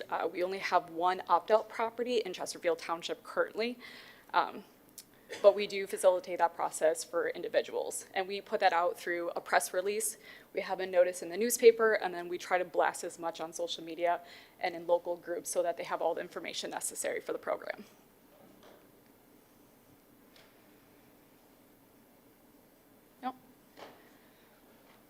So our recommendations would be, three options, really only two at this time. We could treat the Phragmites program a part of Macomb County Road Right-of-Way program, so jump back into the program. Option two, which is NIF, treat the Phragmites through an alternative chemicals, but what I've seen so far, these chemicals are not the best practice in the program. So that needs a little bit more research. And number three is always the do nothing approach, do not participate in the MCR's program, that's completely fine too. We, as Department of Roads, we recommend option one to increase public health, safety, and welfare. Thank you. Is that it? Yeah. Questions from the board? Trustee Joseph. Yeah, the slides, the presentation, I appreciate that. I don't think that you'll get any debate from the board regarding the invasiveness and the destructive nature of Phragmite. It's something that we've been wrestling with in this community for as long as I've been on the board. The question and the concerns that I have and the reason that I voted against the eradication of the Phragmite by way of chemical is because of the harmful nature of glyphosate. The cost effectiveness is not argued. I think you'll have reams of data to support why utilization of glyphosate is the most economical, but when you factor in health costs, and I'm not satisfied, to be honest with you, that Eagle approved it, because around the world, we're seeing an increase in countries that are outright banning the use of glyphosate in public areas. Germany is probably one of the biggest. The European Union has outright banned the substance effective 2033. There is a tremendous amount of data regarding the glyphosate connection to non-Hodgkin's lymphoma, and the real question about Phragmites isn't whether or not glyphosate is effective. It clearly is. There are other mechanisms that are also effective, but they cost more, and we're consistently, year over year, and I was initially in favor of, for many of the reasons that you cited, the hazards, the choking out of other species, the decaying Phragmites, the immense amount of seeds, and they just wreak havoc on an area, and glyphosate is effective at destroying the plant. But in the 14 years that I've been on the board, I've seen nothing in the way of any advancements or any real money put towards non-chemical eradication of Phragmites. And until we, as local communities, say we're willing to pony up, because the plant has to come out. There's no argument from me. But when are we going to, and when will the local municipalities, when will the county, when will the state, I don't know, begin to really have a serious conversation about a sustainable, long-term Phragmite remediation plan that doesn't involve a known carcinogen? You know, and I don't expect you to have that answer, but that is the reason, and I want the residents to know, that is the reason that I voted against the chemical use. I don't think, when you factor in the potential carcinogen, I don't think that we can still say it's the most economical mechanism for dealing with it. So no disrespect to you. I very much appreciate the comparisons, and there's no doubt that the glyphosate applications do eradicate the invasive species. But I think the long-term impacts on this community and others that rely solely on the use of glyphosate will be paid, that bill will be paid by future generations and the environment. So I'm reluctantly and sadly still a no on this particular agenda item. Thank you, though. To provide some context for you, there is a great program. It's called the Phragmites Adaptive Management Framework through Great Lakes Commission. So currently they are researching different methods for the treatment of Phragmites. That includes mechanical as well. It looks at effectiveness and cost because that goes into determining our long-term management plans. We have been a part of the program. This will be our 3rd year. So we have done it on small scales, but it has not been done on large scales, such as our roadways, just because the cost of that is exponential. But there are methods such as mowing and spading. I will give experience, though, with the mowing, that we have several projects that requires you to mow every week, the entire growth season, and it takes years of doing that to see any real, any great reduction, but that is an option. That is something that we have done in the past at a little bit larger, but not roadways. So it does take that cost and that labor to do that mowing to keep up on it, but that is something that does exist. So if you want to look at the Great Lakes Commission website, they do have a lot of really good information on that. Do you, Mr. Supervisor, if I just going to follow up, would you be willing at some point in the future to help us as a community really put a strategic plan, a long-term plan that incorporates mechanical?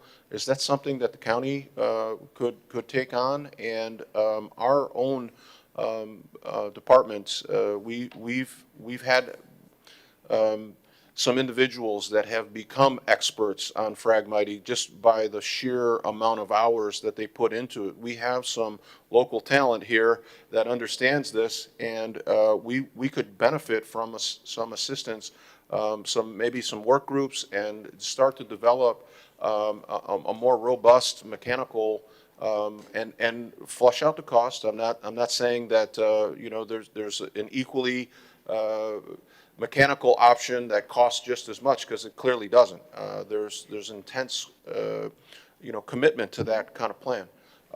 But I think it's the direction that we should be going, because the reliance on glyphosate, I think, is really short-sighted. We could use some help. Is that something that maybe you could, or the county could help the township I'll hand it develop? off to you in a second. I will, that is something I'm happy to help with, but I will provide for context that I follow more of adaptive management framework. So I believe that, and I deal heavily with integrated pest management. So I always believe that there is a combination of things that can be used for the overall treatment. I don't believe that mechanical is just the answer, just like I don't believe for a lot of my species that I treat that chemical is the answer. I think they kind of work in tandem, and we use a combination of those to achieve an ultimate goal. I don't want to turn this into a glyphosate and Phragmite debate, but you would concede that we are currently in the Phragmite abatement process. We are heavily focused on the chemical. There's not a lot of work being done on the mechanical side. Like real results come primarily from a chemical application, and we're not anywhere close to an integrated or multifaceted approach. We're heavily utilizing glyphosate currently. Yes. As it currently stands, that is the best management practice when it comes to right-of-ways. Again, that is why the research is being done to test methods, but when you come to large-scale Phragmites treatment, it can be very difficult, and cost plays a big role into that and how we treat it. Sure. The combination of Aqua-Neat and Habitat or other aquatic safe chemicals is currently best practice as we have. Now my friend to my right, he heard a lot of those same arguments back. There was a conflict called Vietnam, and the same manufacturers used the product that I think your cohort was Agent Orange, and that the impact of that chemical and that anti-foliage was horrific. So there is a cost, and I caution you again to say the most economical when you factor in the potential for the carcinogen is not it really skews the data at that point. But thank you. Trustee Anderson? Thank you. Trustee Joseph, that was our former board member with us here. Mr. LaFata was a Vietnam vet, and he had a lot of data firsthand about Agent Orange. This specific chemical, I know you did a tremendous presentation. It's factual about the problem with the Phragmites. You get no debate from anyone. I don't think anyone in this room, unless you can find a marketable thing for these things. No one's going to give you an argument about what a nuisance they are. You covered everything in the glyphosate. The glyphosate, the research I've read on it, I see it's you're not going to become a drop-down cancer after one spraying. This has an effect several years. It's cumulative. And say, okay, we'll spray and get rid of the weeds this year. We still have this floating around our neighborhood while it's being applied. That's a concern I have. We had this discussion back in the day. I think it was our 2016 to 2020 board. It was very intense about this. If you are veterans of that, it was pretty heavy about the spraying process. And there were discussions about mechanical means too. They were costly, but I wonder how much, if they were looked at, how much that would, as far as the health issues and the costs there. This other chemical, I can't even pronounce it. I love these chemists. President Trump even mentioned something about all these drugs that are coming out. They're really neat, but where they come up with the names, IMAZAPYR, that was the other name you mentioned. Imazapyr. How do you say that? Imazapyr. Okay, I won't try it. Quick Google search, that seems to be really great stuff. But it's good for up to a year, I believe, according to what I read up here. But it kills everything it touches, whether it's glyphosate, shrubs, woody things, and it seems like ground zero. I don't know. These things have to be addressed, but there has to be something updated. With that said, I can't support this. Yep. Thank you. I will let you know that we do follow everything by label rate. So for any fears with that, glyphosate, the goal, especially of Aquatic Safe one, is that it has a very short half-life in soil. This is how we monitor like environmental impacts of it. So it only binds to the soil. It can't leach out of the soil, and it persists in the soil about 47 days before it breaks down. We do not spray if there are winds above 10 miles an hour because we're very conscious of drift. The biggest exposure with glyphosate is if you were to inhale it. So we do make sure that we're not spraying when there are high wind speeds so that it's not drifting away from the plant in that target area that we spray in. And we don't also spray during weather inversions because that can also cause changes in droplet size, which could then result in drift. We always put out our recommendation for anyone to stay out of the area for 24 hours because that is the biggest level of contamination. Technically, you can re-enter the area once the plant dries, which is in 4 to 6 hours, but we do play it safe in that regard. So we also use a highlight blue so that anyone can see exactly where the frag was sprayed because it is this bright blue color so that it can't be confused with something else.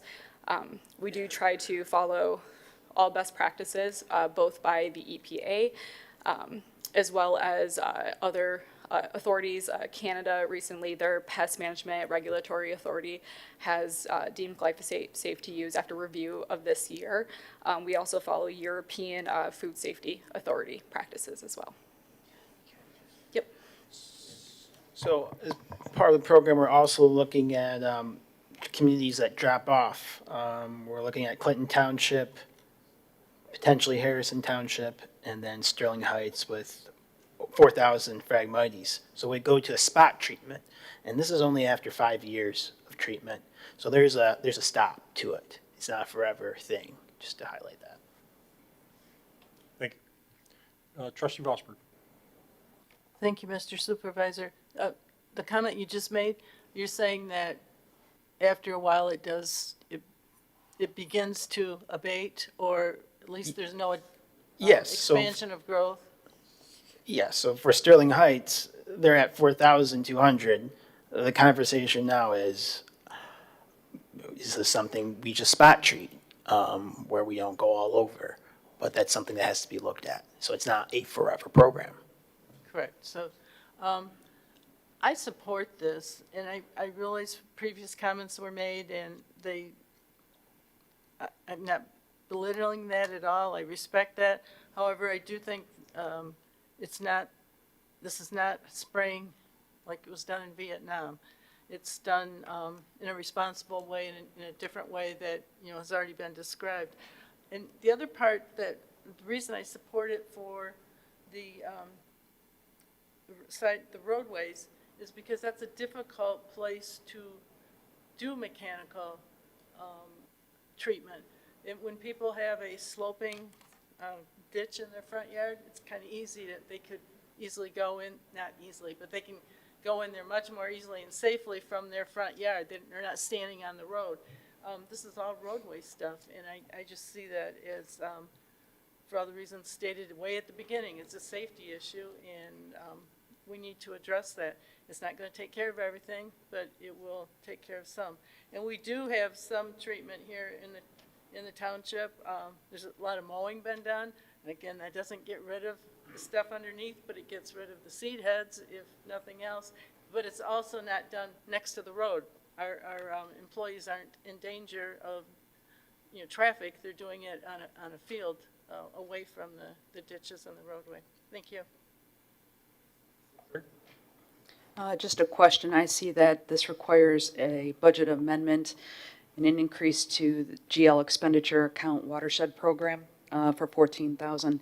Is that 14,000 coming from general fund, or where are we getting that from? Yes, general fund. Thank you. Trustee Anderson, did you have another one? It was just, a comment was made, you spray the glyphosate, kill all the Phragmites, but guess what's gonna come back next year? You know, not daisies, will probably be the probably the Phragmites coming back again, so it's an ongoing thing. I just wanted to mention that. Thank you. Thank you very much. Any further questions? Trustee Treasurer Elliott. Thank you, Mr. Supervisor. You said that there's a stop, but the nature of Phragmites is maybe there's a stop for a year or two, but they are going to come back because they're everywhere, right? So it's not a permanent stop. It's just maybe for a year or two. I'm assuming. Yeah, we would monitor it, so each year we check and then spot treat some areas, but it wouldn't be a whole township-wide thing, especially if it's only 7,000 or 4,000 feet. But you're correct. So, the other trustee had said on the board, I had been supporting this because I was hoping that there would be some sort of end to using the glyphosate. And I'm not seeing that after all these years. And you guys have a very difficult job, and I understand that. It's tough because this is what you've got, the tools you've got to work with, and it's a difficult problem to solve. So me personally, I am a Hodgkin's lymphoma survivor, and I grew up on dirt roads and in the country, and so a lot of products are used on farmland and things like that, and that seeps through. And within 6 months of my cancer diagnosis, prior to that, 6 months prior to that, my mother was diagnosed, and I had met Trustee Bosberg about that time with something, and she had passed away when I was 35. So it was quite a long time ago. And both of them were environmental. The difficulty with environmental illnesses and environmental cancers, and I'm sure you both have done some research on it. The difficulty is that when they're spraying such chemicals like this everywhere, you can't hold really anybody accountable. And so oftentimes I see a lot of conversations about the health of our lakes and our rivers and our land and things like that. And this very much comes into play. So for me, I'm still going to be a no. I appreciate the fact that you guys came, but I'm really asking our county to really do a better job at really looking for a better answer than this. Thank you. Thank you. I appreciate the board entertaining the supplemental information that was presented tonight. Thank you for coming out here. Seeing no further discussion, I have a motion by Supervisor Kersten, supported by Trustee Bosberg, to approve item 10D. If you would, please cast your vote. Results will appear once all votes are cast.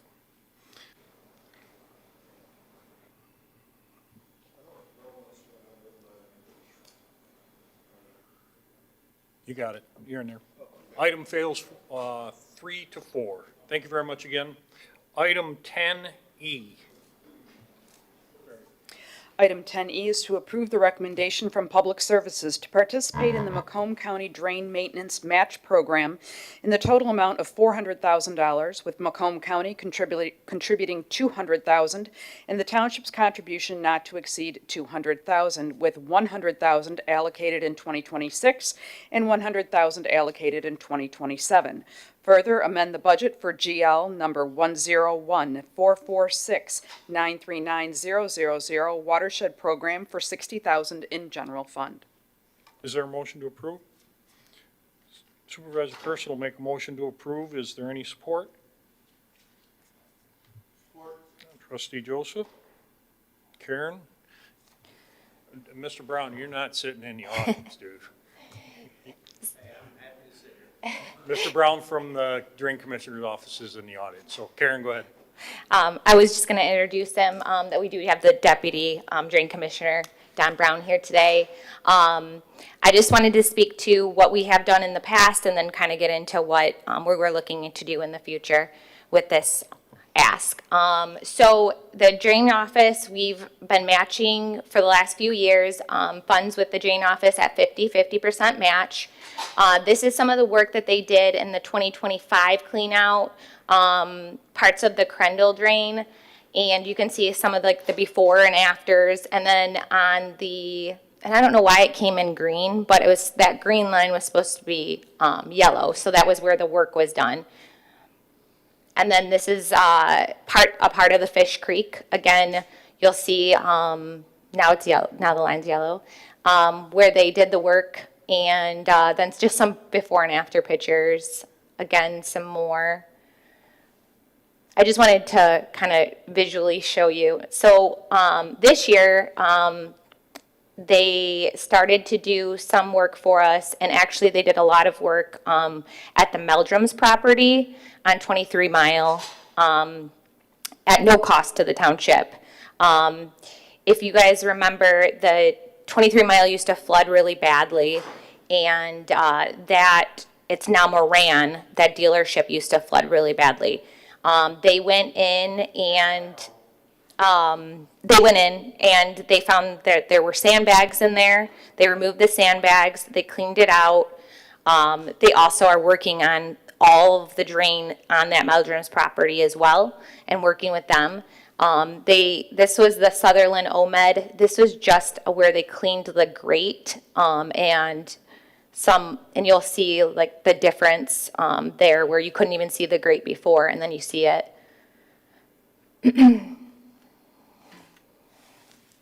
Questions from the board? Sorry. Oh. Here's some more. This was underneath 23 Mile.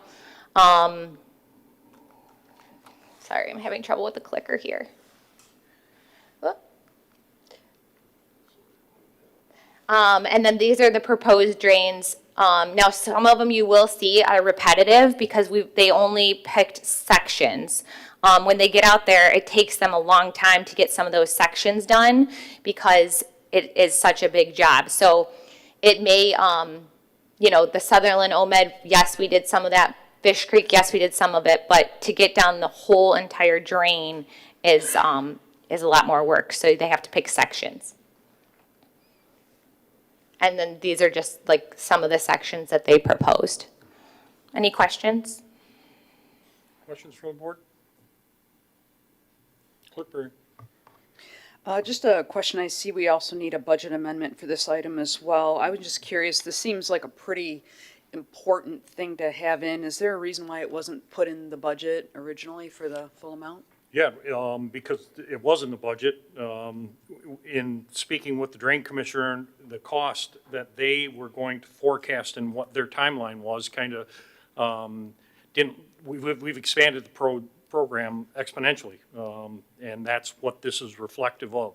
I want to point out too, and you're pointing this out quite a bit, there never were policies or practices to make budget amendments prior to Woodhill Group showing up here and making those requested changes, and we've instituted them. So that's why you see on several items now that amendments are required or at least made.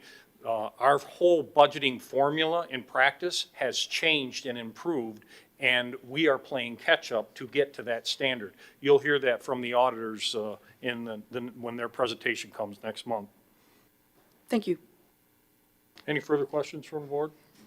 Trustee Joseph. Yeah, I appreciate the work that was done. A lot of the drain cleanouts were just wholesale county initiatives that they came in, and with the I think back-to-back historic floods that we had. This county drain cleanout program was part of a comprehensive, looking at all of our mechanisms for rainwater and so forth, but the SADs and this cleanout is an integral part of that. And as it relates to the budget, I did pick that up as well, Mr. Supervisor. There's a fiscal hawk conservative now that is talking about the budget amendments, but historically what we would do is we pile these up throughout the year and then make a budget amendment, a massive budget amendment If we got it quarterly, we were lucky, and I appreciate that we are amending those as we go, in its real time and much more transparent. And I wholesale support this and appreciate the county's partnership with us, because we get really good results from these clean out projects. So, thank you. Thank you. Treasurer Elliott? Karen, you did a great job presenting. Thank you so much. And then this is, you're 100% right. This has been an amazing impact, and I'm glad that we started doing this. Just, I think the flow of the water going through the township, it has been just such an improvement. I don't even know by what percentage, but it's probably an exuberant amount of change, and I am in full support of this. Thank you. Just wanted to add real quick, you guys are completely right. We are one of the only communities the last couple of times that didn't flood because we've been so proactive on this. And I have to give it to like the department heads too, because from the treasurer's office to DPS to assessing, they've all been working together to make sure that we find the detention ponds, and those are getting cleaned out. And just, it's been a huge change, so. Treasurer Blossberg? Just one last thing. I want to know, I will approve this if former Commissioner Don Brown actually gets his boots and shovel in there and helps out. Any further questions from the board? No, I think just comments for me. Since Commissioner Miller came to us and approached this, and then obviously the board's recognition, this community for years ignored retention ponds throughout the community. There was really no effort to clean them out.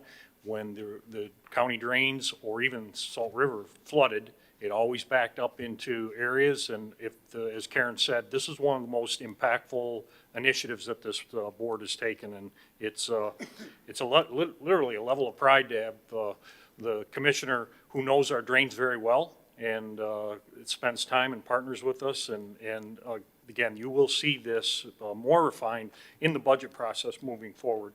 And as Karen said too, this is about a learning curve. There's a lot of misunderstanding and different levels of SADs that everyone here had to understand and kind of mix in this. This is a very straightforward partnership with the Drain Commission, and appreciate everything that Commissioner Miller and her staff has done to help our community out. So that's all I have. Any further questions, comments? Yeah, you're more than welcome, sir.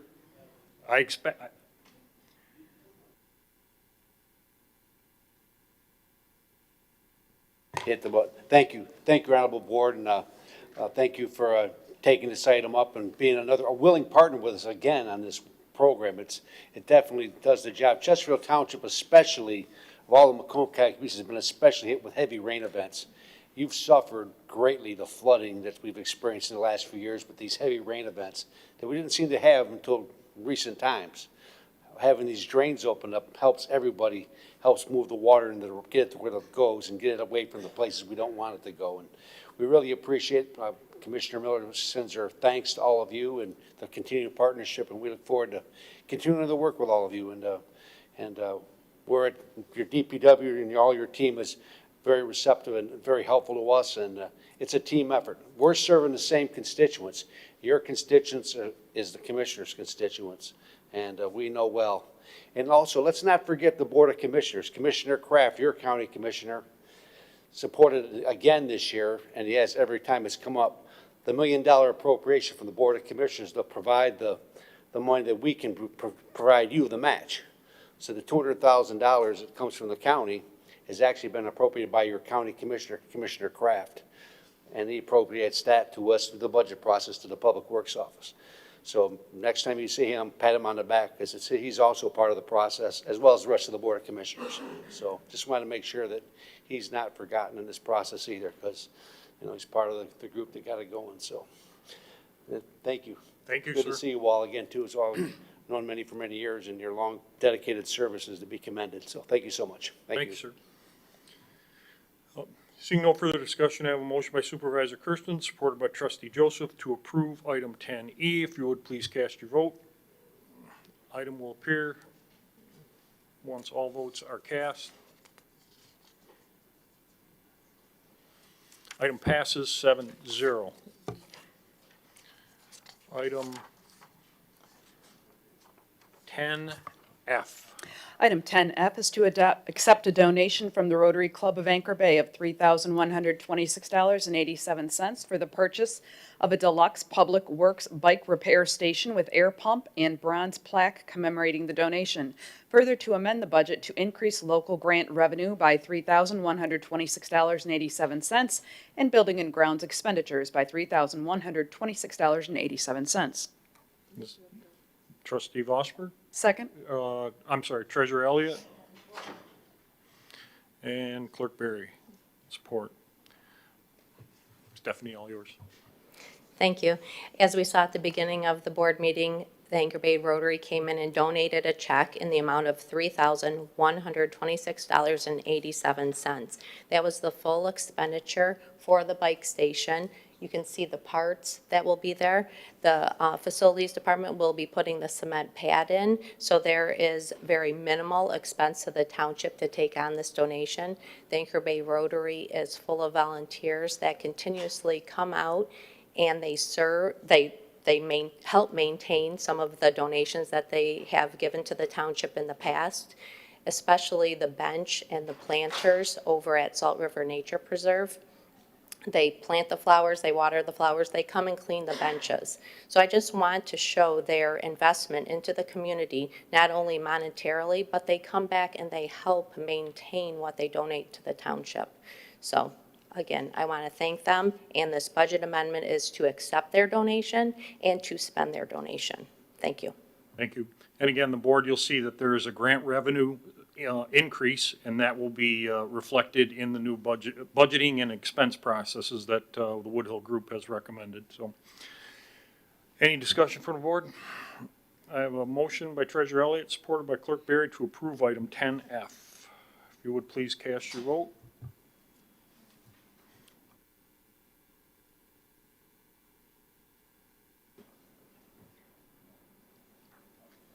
Item passes 7-0. Item 10G.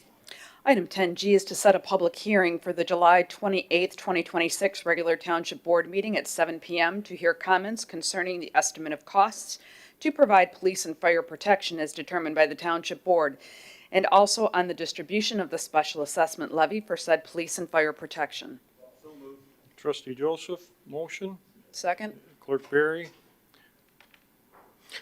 Just some inside discussions working up to this and working with the Woodhill Group. Our projections and forecasts is the assessment will remain the same at this time. No reason to increase it. So, questions from the board on this? Clerk Berry? No question, just more of a statement. As is required by law every year, all residents will be receiving the notice of this public hearing for this special assessment for the levy of police and fire protection. It's pretty common every year. We get calls after that postcard goes out, people wondering if it is a new tax or an increase in tax. This is a required notice of this public hearing that the board will set, and we have already prepared that postcard for mailing as soon as the board adopts this item. Thank you. I have a motion by Trustee Joseph, supported by Clerk Berry, to approve item 10G. If you would please cast your vote. Results will appear once all votes are cast. Item passes 7-0. Item 10H. Item 10H is to approve a recommendation by the Department of Public Safety to accept a proposal provided by Anderson, Eckstein, and Westrick in the amount of $199,800 to provide architectural and engineering services for the new fire station on the north end of the township. Further, to amend the budget to increase capital outlay GL number 205-336-970-000-P0062 by $199,800 in the police safety fund, or public safety fund. Is there a motion to approve? Supervisor Kersten will make a motion to approve Trustee Joseph, support. Director Bassett? Thank you. Looking at the future needs of the township and public safety, we continue to see growth on the north end of the township. We currently have a future capital improvement plan for the fire station in year 2028. The township and the public safety are currently looking if there are any funding sources and partners at the federal, state, and local level. As part of that process, there is often a requirement that the project be shovel-ready. We are here this evening with a request for approval for AEW to provide surveying services, design development, and construction documents. This item was put out to bid, and AEW was the lowest bidder. Questions from the board? Trustee Joseph? When this issue first came up, I want to say, well, it's been some time. On our public safety team, we talked about the area that you hit on, Director Bassett, which was when grants become available, you can't really be a qualified, grant applicant if your grant consists of. We've been looking at a fire station in the north end. There has to be facts, there has to be data, there has to be an understanding of what the fire station will cost.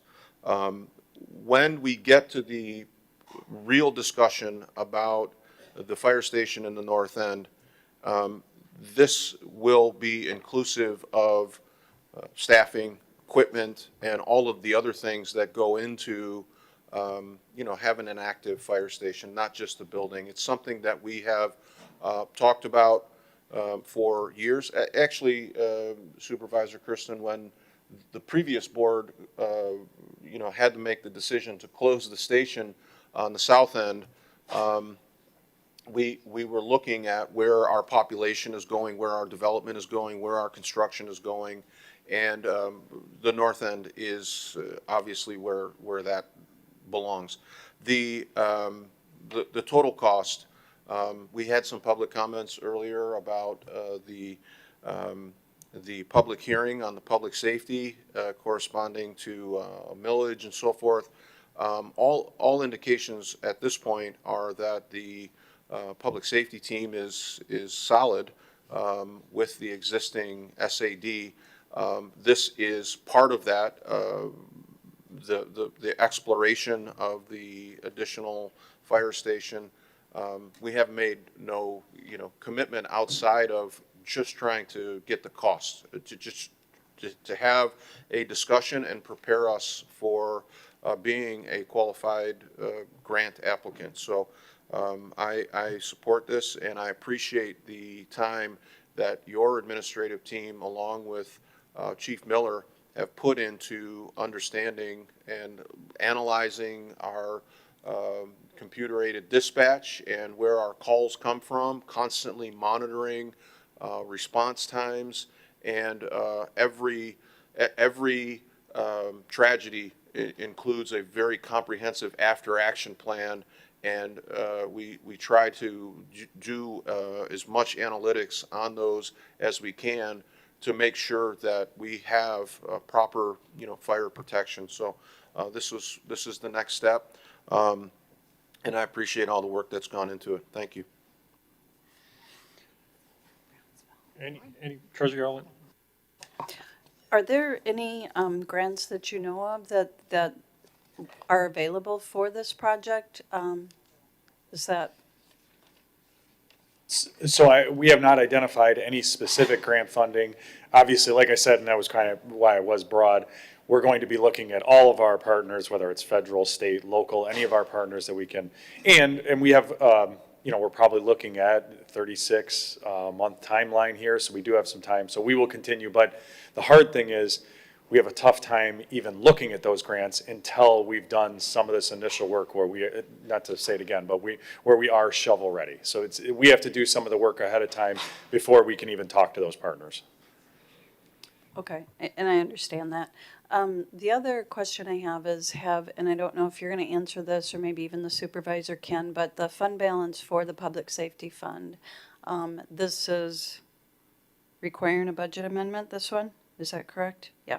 And this one's requiring a budget amendment. Have you guys done a little bit of a cash flow and to be able to address the fact that we're doing a budget amendment on the public safety fund balance? Yeah, so we did meet with Steve Adair and review this item to make sure that where we have been historically the last 5 years, understanding what this is going to look at, and then also even looking at future, if we are doing the fire station. But a piece of that is even having to know what is that number that we're looking at in the future. But this item in particular, we did meet with Steve about to make sure that it fits within the parameters that we have in the public safety fund. Any further questions from the board? Seeing no questions, I have a motion by Supervisor Kersten, supported by Trustee Joseph, to approve item 10H. If you would, please cast your vote. Results will appear once all votes are cast.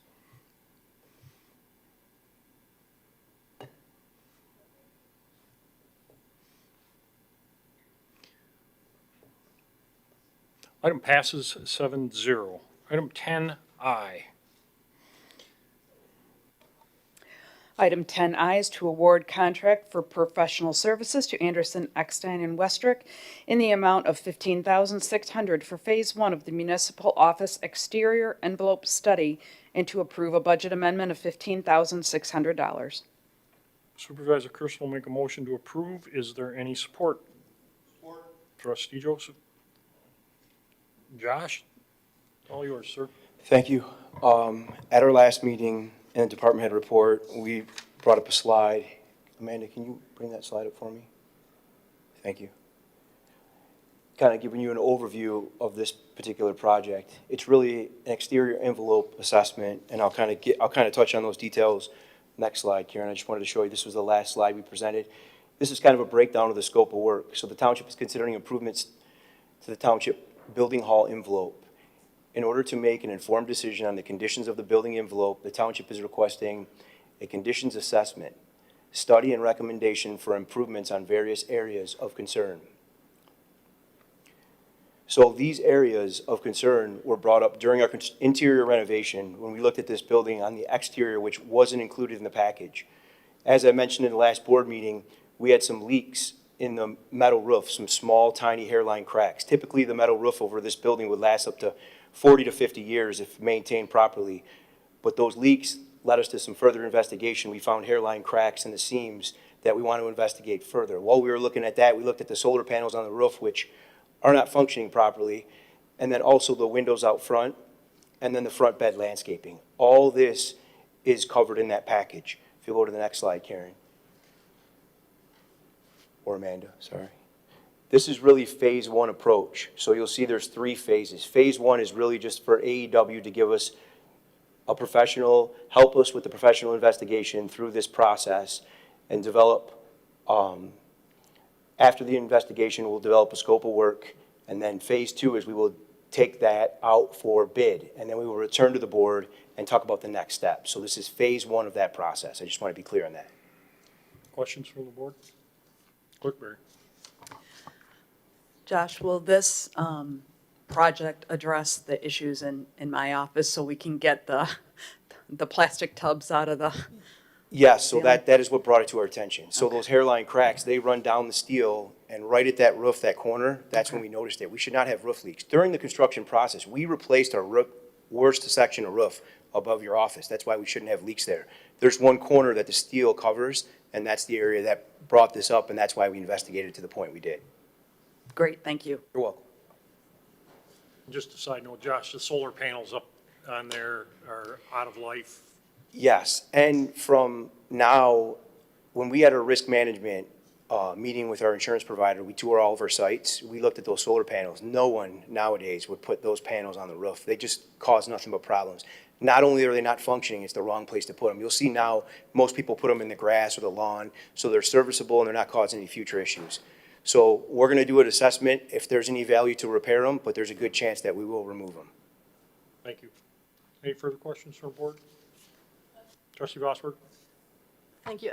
I support this. We need to have it done, and that 14,000 isn't an exorbitant amount of money. But But I'm just curious why there isn't enough in the annual budget for these types of things. The building's older, I realize it's been renovated, but it just seems like we should incorporate more in the budget to begin with. Good question. We could, but I think any change we make, we bring it as an amendment, just because it wasn't forecast in the original budget. And when we were doing this interior project, we pretty much covered every single thing in the project, our project goals. We brought the project in under budget, we're closing it out now. But when we looked at the roof with our original assessment, when you visually look at it, we figured it'll need a coating eventually, but we never expected that there would be the hairline cracks. And if you really get into the details, it's really caused by the fastener that was originally used. The stainless is corroding the steel. So it's just, it's an issue that until we had those leaks, we would have really never thought it was a problem. So you're right. Out of all the things we forecasted for, we didn't forecast this. But what we're trying to do is not only, just instead of hitting one issue, we're trying to hit all three. And that's why we left the bed like we did out front, because we figured we would leave that till we completed our assessment. You would leave it so we'd for sure vote to approve That's this. in That the, bed that's in looks a, terrible. it's in an Yeah. upcoming agenda item. Right, Yes. right. Thank you.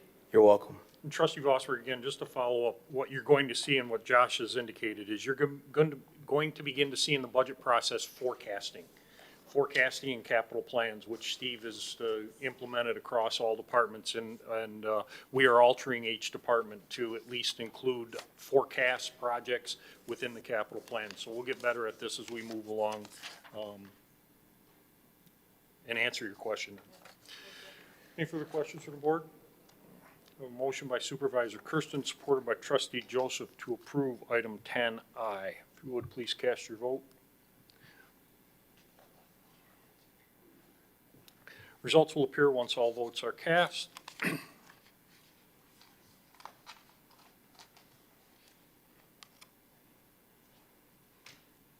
Item passes 7-0. Item 10J. Item 10J is to approve seal coating and striping of the community center parking lot in the amount of $10,950 and to approve a budget amendment of $10,950. Is there a motion to approve? Trustee Joseph. Supervisor Kersten will support. Mr. Steinberg? Thank you. Thank you, Amanda. That's what I was looking for. So this picture here shows you the issue. During our senior advisory committee meetings, they had brought up a concern in the parking lot. What's happening is the sealer that we put on several years ago, it fades. Well, it brought out the old parking spots. So when the seniors come up, there's a blended area of lines, and it does cause a little bit of confusion. So what we'd like to do is when the contractor comes back, he's actually going to spray a black coating over the old lines and then restripe and seal the existing parking lot. Unfortunately, with the sealers today, this will be an ongoing maintenance issue that we'll be doing on probably every 2 to 3 to 4 years, depending on how harsh the winters are. So this was brought to us as a suggestion by our senior committee, and I just wanted to bring it to the board and take it to the next step, if you agree. Thank you, sir. Question? Trustee Joseph? Just wanted to say thanks, Josh, because you work a long day, and then you hang around on Monday nights when our senior advisory needs an update from facilities. And they had a lot of questions, and you were able to sort of research this, and the sealing that was originally done that changed some of the parking because of when the original move was made, seniors were concerned about not enough handicap parking closer to the building. So we got the company out, and they striped the parking lot. And as you said, those are basically 2-year fixes. And so we're now seeing the bleeding through. But just wanted to say thanks for spending your time with us on those senior advisory meetings can be a little long sometimes, but explaining it to the seniors was a big deal to them and to me. So thank you. Thank you. Any further questions from the board? Seeing none, I have a motion by Trustee Joseph, supported by Supervisor Kersten, to approve item 10K. If you would, please cast your vote. I'm sorry. Yep, I'm sorry. Wrong one. 10J. 10J.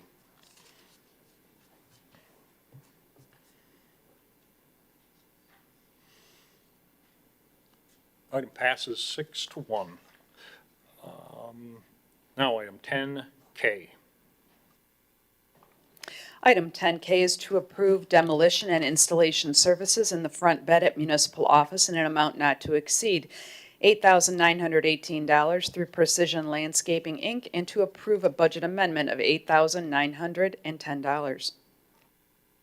Is there a motion to approve? Trustee Joseph, is there any support? Supervisor Kersten will support it. Mr. Sonnenberg. Thank you. If you'll go to the next slide, Amanda. One more, please. So this view is the outside of the boardroom, and over the years of mulching and planting, when we did construction, we noticed right away that the actual water level, and I've been in this boardroom before when we got the heavy rains years ago that everyone's familiar with, the water would actually come up to the panes of glass. So what we had our guys do was strip all that back. It just got way too high, and it was actually pitched back to the building. So while we go through our investigation process, we have one of the items in that last package was do a detailed landscape design. But in the meantime, because this looks so unsightly, the goal is what we could do is we could tear out the remaining balance of the material. They're going to cut out the footing that's there, and then they're going to grade and sod this area to make it presentable until we're done with this process. I would have to say that the investigative process, we take a long time in planning, so we might not get to it till next year. So this is something that would save us money in the construction phase after the investigation, so we'd wind up spending the money anyway. It's just we would push it forward and do it now, so we didn't have to look at the bed the way it is currently. And it's a little bit more work than I want our own guys to do, so that's why we reached out to a contractor to get a price to peel all that out and finish it and make it look presentable. Questions from the board? Oh, sorry. Questions from the board? Trustee Anderson? Yeah, I recall that, the structure that used to be there, as I recall, probably we had the heavy rains that would come into this room here even, instead of bleeding out, percolating out. Do you anticipate pulling out that foundation, the footing too, as part of this? Yeah, because that traps water, so we're gonna bring that below grade. We're just gonna cut it so it's below grade and then taper the grass from the brick out, so we have a nice clean pitch to draw water away from the building. And the big pit, what do you anticipate? Is gonna be just lawn, or are you looking at landscaping too down the road? For right now in this proposal, to make it look presentable, it would just be sodded. And then when we went through our investigation process with AEW and put together a landscape plan, I could envision some beds in there in the future, but what those beds look like will be discussed with the board. There was some discussion publicly where they would, some sculptures or some metal fish, just something simple, low maintenance, but all that will be brought back to the board. That's why we'd like to take our time. Right now, we feel pressure to get this cleaned up. We'd like to have it cleaned up so we can take the proper time to plan before we bring the final product back to the board.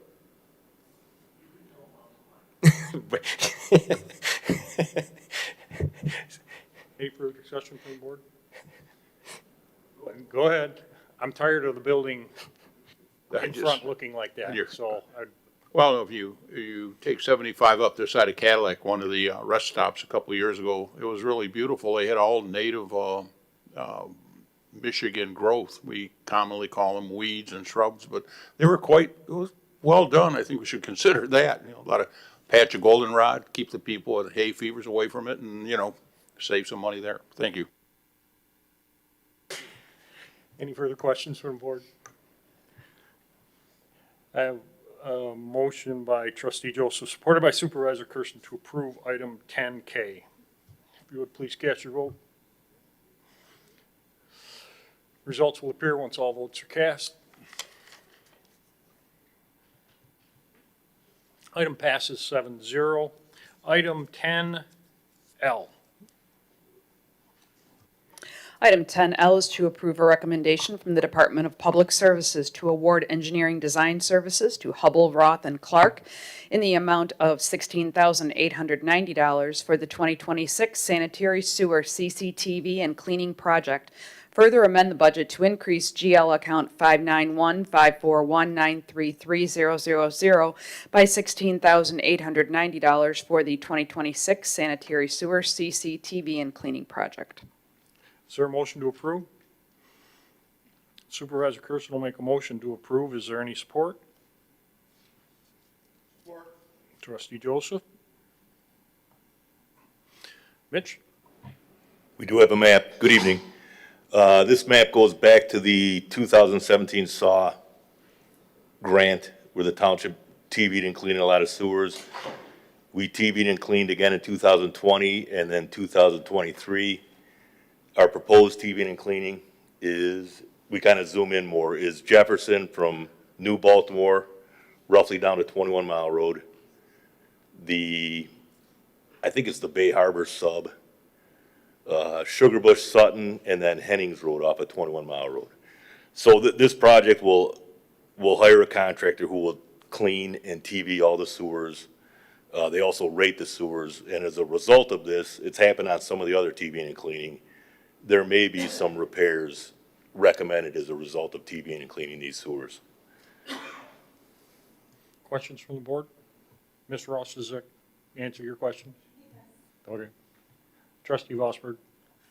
Thank you, Mr. Supervisor. I approve that we do these sorts of things, but once again, why isn't this in the budget? The existing budget? We budgeted $250,000 in the capital improvement. Because the total, once we award it, it will be about $250,000. This is to prepare the bidding documents. But if this isn't I guess it's a discussion for another day, but it gets a little frustrating, especially because it's not that much money. No, this. Relative to your right, total, but we'll be back in front of the board probably in a couple months with a recommendation for award to a contractor. Ultimately, the total project cost will be around $250,000. And again, I think we're all going through growing pains on these GLs and assigning them. We had the $250,000 in the CIP, but it's necessary to, I guess, designate the GL account also. Well, there's money, this is just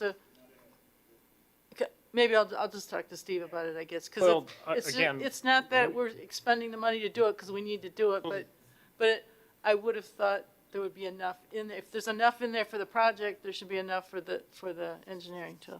Again, the practices of the past, what you have been witnessing for many years, have now changed under the direction of Woodhill Group and recommendations. You are going to see more of this. As Mitch said, we transition into this sort of presentation. To your point of, and I understand this, why wasn't it listed and it's not a lot of money? The capital plan philosophy throughout the township has been develop a 5-year capital plan and then we will pick what fits the budget. That philosophy is now ending. We are transitioning into forecasting projects and meeting projects, and unfortunately, we're in that mid-grade of picking projects from the capital list still based on needs and necessity of today. We will have a better developed capital plan with items like this in the future moving forward. And I hope that answers some of what you're looking for. Go ahead. If we have $200,000 for the project, why don't we use this as part of the 2,000 and not do a budget amendment? Then when we get the project costs back, make the budget amendment at that point. The direction that Woodhill has put us in is if you have a specific problem or issue or project, it should get a line item, which we developed. Okay, all right. This is a new GL? Pardon me? Is it a new GL? I believe it is, but no? GL is sanitary sewer maintenance, Hassan. Yeah, repair them. It's where the other TV and cleanings were from the same GL number. It's maintaining our sanitary sewer system. That's the GL number. Trustee Joseph, go ahead. 250 is allocated towards the capital improvement project that is inclusive of CCTV monitoring or assessment. So from a process standpoint, you're not adding to the 250 capital improvement.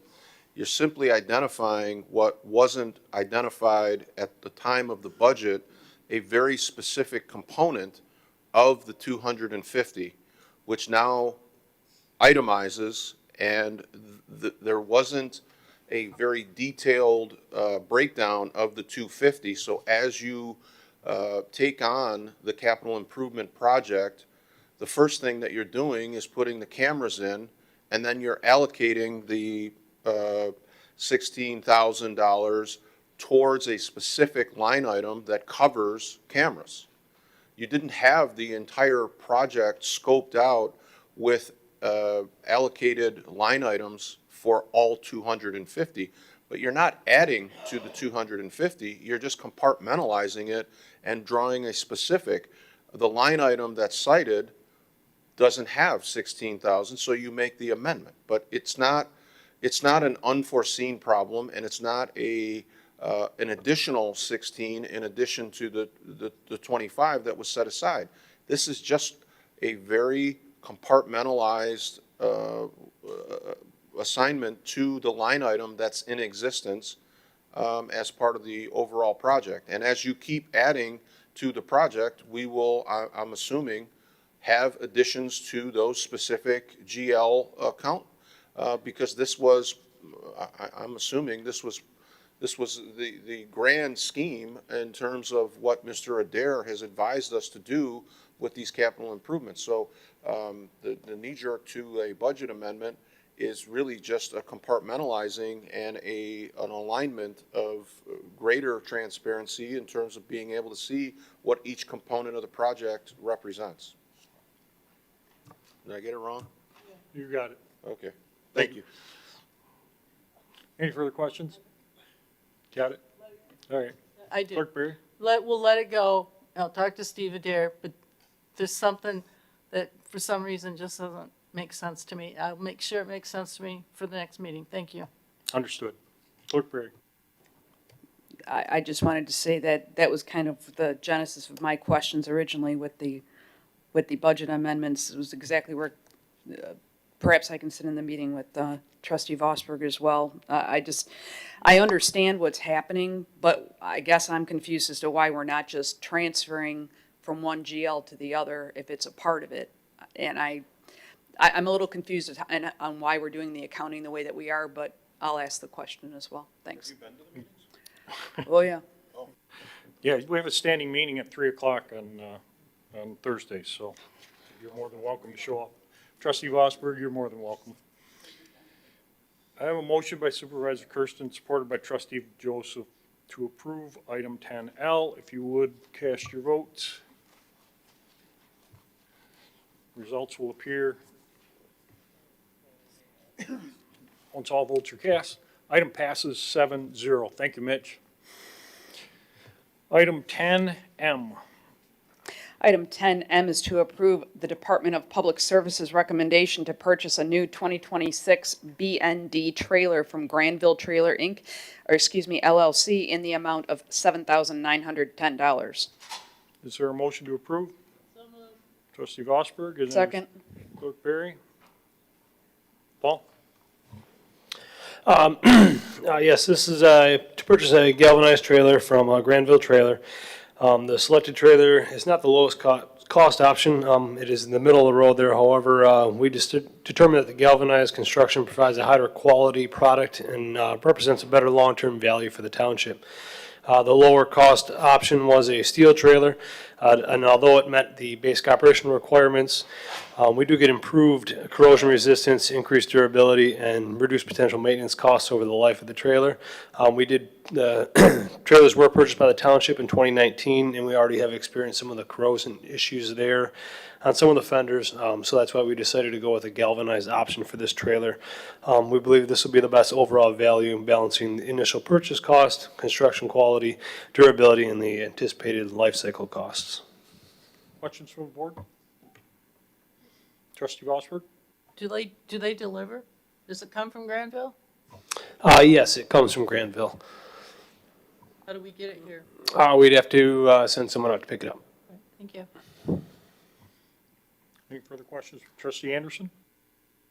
Yeah, I just saw that Clyde's was 6870. I just wonder, did you mention that why, or it looked like the bid that was there from them compared to the one you're getting, the difference, $1,100 more?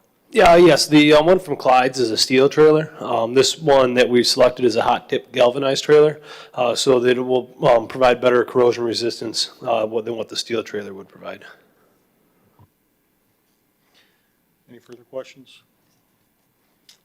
I have a motion by trustee Vosberg, supported by clerk Berry, to approve item 10M. If you would please cast your vote. Results will appear once all votes are cast.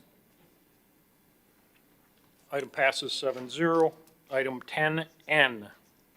Item 10N is to approve a recommendation by the Department of Public Services to adopt resolution number 2026-31, approving water and sewer rate increases for services provided effective July 1, 2026.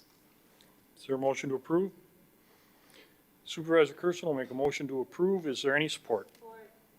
Trustee Hornberg or Vosberg? Trustee Vosberg. All yours, Mitch. Good evening. Effective July 1st, our providers, Gliwa for the water and OMID for the sanitary sewer, are increasing their rates to us roughly 5 to 6%. We are recommending a pass-through on the commodity only, not the fixed fees of the water bill, to match what they're increasing to us. So Gliwa's increasing 5.61%. We're recommending an increase on the commodity value to the customers of 5.61%. Same thing with the sewer. The county's raising 4.3%. We're recommending an increase on the commodity cost to the users of 4.3%. Questions from the board? Trustee Joseph. Yeah, Mitch, the distinction that you make on the commodity side was something that, we've talked about every time Great Lakes raises the rates. If they raise the rates 5% and we raise our rates 5%, we're actually adding more of a burden to the water customer, because the 5% rate is inclusive of all the things that go into getting the water from Detroit into their house. So the salaries and the infrastructure and all of those things, when we just sort of pass on a 5% across the board, this is a very targeted, and that is just focusing on the water portion of the water bill. So we're paying for whatever the rate is for 1,000 cubic feet of water or whatever, but the water price, the commodity price, is the only thing that's being increased. 5% on the water bill is not what residents will expect to see. It's just on the commodity portion. Is that correct? That is correct. There are fixed fees that are associated with the water bill and the sewer bill. Starting January 1st, we raised the fixed fees and the commodity fees. We are still tracking, we projected what we would make based on these fixed fee increases. We're still tracking that, and we'll have better answers at the end of the year. But right now, the only thing we're proposing to increase is the commodity cost, not the fixed fees associated with the bills. We're just keeping up with what we're being charged from Great Lakes Water Authority. When we do assess, a little bit off the agenda item, but the rate increase to the fixed fees was necessary, and we made the difficult decision to increase those fixed fees with the knowledge that we would assess what the revenue from those fixed fees brought in. And the one area that I would like to include in that discussion is the fixed fees as it relates to the RTS and the fire suppression lines. We really need to address that, because we're actually de-incentivizing some properties that aren't required to have fire suppression because their building isn't, the required square footage is less than. They opted for the fire suppression system for the safety of their employees and their customers, and now they're the way that we've structured the RTS is compounding really in an unfair way. So that is an area that I'd really like to look at, along with a couple of others. But this particular agenda item simply passes through what we're being charged. from Great Lakes. Thank you. And Trustee Jost, just to follow up on your comments there, the GLWA's already proposed rate increases that we're looking at. You'll see in next month's audit presentation, they've addressed some of those areas and what the financial future looks like now that we're better refined on our water and sewer rates. To your point of unnecessarily charging suppression systems, we're looking at that. Unfortunately, I don't have an answer for anybody right now. It's a tough spot. But to be responsive to GLWA and their rate increases, it kind of puts us behind the eight ball almost on just about everything. Keep in mind that we front the payment to GLWA for water before the bill's served. So it affects our bottom line and what we look at, and I'll leave it to the auditors and Woodhill Group when they come in to kind of better digest that formula in our current practice. So, Treasurer Elliott? Thank you, Mr. Supervisor. I think years ago, a couple of years, maybe it was last year or 2 years ago, you did an analysis on how many years this township, do you have that, or do you remember how many years we didn't do the pass-through? Remember you had look back, and I feel like, did you go back like 10, 12 years or something? It was like 7 or 8 years we didn't even do a pass-through, which has been part of the issue. Do you remember that? I know you're shaking your head. We had all that information at the November presentation we had the last time that we raised the rates, and I have a terrible memory. September 2023 prior to the November increases. The last time before that was September 2023. Why don't you come over here? So prior to the November 2025 increases, the last increase was September 2023. And yeah, we do have like the history going back as far as, I think, 2010 that we can provide to you after the meeting. Okay, I think it was quite a few years that it wasn't put through, correct? All right. And what would be the financial impact if the board were to decline adopting this? Yeah, we would lose approximately 300,000, I wouldn't say lose, 300,000 in the water fund and about 350,000 in the sanitary sewer. Okay. Yeah, we're paying their rates regardless. We're Right. paying their rates regardless. So I did have a resident ask me about if you guys know, and you may not because this is not necessarily, but can you confirm if any of this water rate increase is attributed to the Highland Park issues? Do you know? Did anybody talk about it? Because I had a resident ask, so. Yeah, I'm going to defer to Jamie Burton is an expert on that. I'm going to ask Jamie Burton to come on up and talk to that. He thought he was going to get out of this.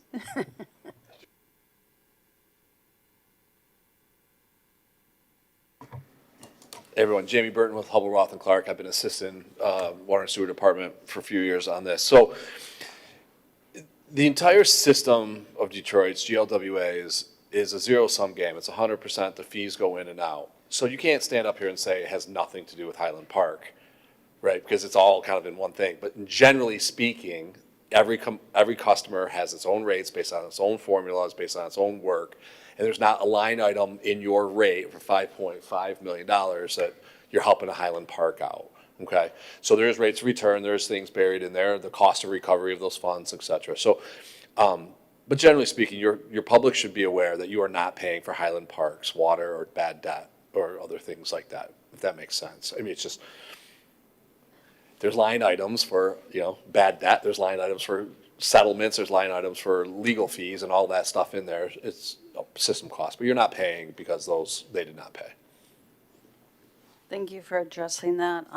And also the fire suppression, we've got emails that we get on the fire suppression. I think all of the board members have received several emails about it, as well as we get phone calls and letters and all kinds of interesting conversations. So when will we be addressing that? At the end of the year? Yeah, we're going to do a comprehensive study at the end of the year. to see that the effect, what affected the increases we put into place on January 1st of this year. Because we raised all the fixed fees. Fire suppression we added, but all of them were raised. At the end of this, in October, November, we'll be back in front of the board with the results of that. So those business owners who are getting those bills, from June till the end of the year, and they're, that's coming up, how are we addressing that with them? Right, but again, the township system, the overall system built bigger water mains to support these fire suppression lines. So historically, the customers paid for the oversizing of the lines and the maintenance of the lines for that fire suppression line, So the attempt is, or not an attempt, the fire suppression line should pay a separate fee for building bigger water mains and maintaining bigger water mains. So that's what the intent of that fire suppression fee was. Thank you. Any further questions from the board? Seeing none, I have a motion by Supervisor Kersten, supported by Trustee Vosberg, to approve item 10N. If you would please cast your vote. Results will appear once all votes are cast. Item passes 5-2. 10O. Thank you, gentlemen. Item 10O is Clerk Berry's refusal to sign board-approved labor agreements and CBAs. This is just an item that the supervisor put on here, getting the clerk to sign labor agreements that were negotiated with labor unions. It has been the practice of the township to type the agreements, have the clerk sign off on them, the supervisor sign off on them, and for months, we have not been able to provide them. So, I put this agenda item on just out of frustration and trying to get the clerk to sign it, and in consultation with with council, made it clear that the clerk really isn't obligated to sign them, and that's just a past practice of the township. So I will be signing the agreements, all of them, tomorrow, as negotiated in good faith with all the affected unions, and we will be issuing them to the labor units by noon tomorrow. So with that being said, the clerk did come up. I guess she's handing out whatever her objections are, which are just made aware of recently. And I will turn the conversation over to her to defend why she's put us in this position. So let me give you a little bit of a background historically on how labor contracts have been negotiated and signed since I've been on the board. So historically, I have been either at the negotiating table for the first two contracts of my term. I've been at the negotiating table signing the tentative agreements. So I knew the negotiations from a personal standpoint. The last two, with Steve Duchesne came on board as our human resource director, he began to negotiate on behalf of the board. Board wasn't in the room at the time, but we were updated as things occurred, and he would discuss certain things as they came along. So much of what was going to be seen in the redlined TAs or tentative agreements, I was already aware of ahead of time. This time around, things went a little differently. The board was provided with a bullet-pointed tentative agreement terms or points after everything was done. When the contracts came to me for my signature, my role as the clerk is to review them, and my signature on there means that they're complete, true, and accurate. And there were some things that I saw that concerned me from when I did get the TAs and compared the TAs to the finals. There were some discrepancies that I saw, and so I presented those. Sarah and I met. I presented the list of discrepancies that I found in the contracts, and she said she would address them and then get them back to me, and then I would sign them. So, but I didn't want to sign anything that was inconsistent with the TAs with the information I had received. In fact, when I first got these pages to sign, the only thing I got were the signature pages. I had no contracts at all, just the signature pages themselves. I refused to sign those until I had the full contract documents. And I got the full contract documents, I didn't have the TAs, so I couldn't compare the tentative agreements with the final drafts. I mean, lots of things can happen. Clerical errors can happen, material errors can happen. And so I read through them all and identified some errors that I had concerns with, and I didn't want to sign them until Sarah had had the opportunity to review those. And we met on Thursday, and I gave her those, and I expected that she would probably have them back to me this week, and she may be going to do that, but I couldn't sign them while I saw the discrepancies. And some of them were just clerical errors. Others seemed more material in nature to me, but since I'm not the one in the negotiating room, and that was Sarah, so I gave them to her to review, and that's what I was waiting for. So some of the things, for example, in the POLC clerical contract, item 2 on their TA specifically said that a letter of agreement had to be attached to the contract. It wasn't there.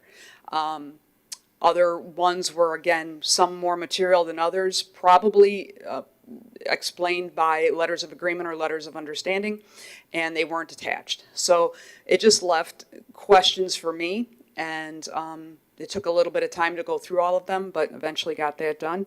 And I'm just waiting for them to come back to me, but it seems that they don't have to now, and so that's fine also. Your timeline's, again, self-protective.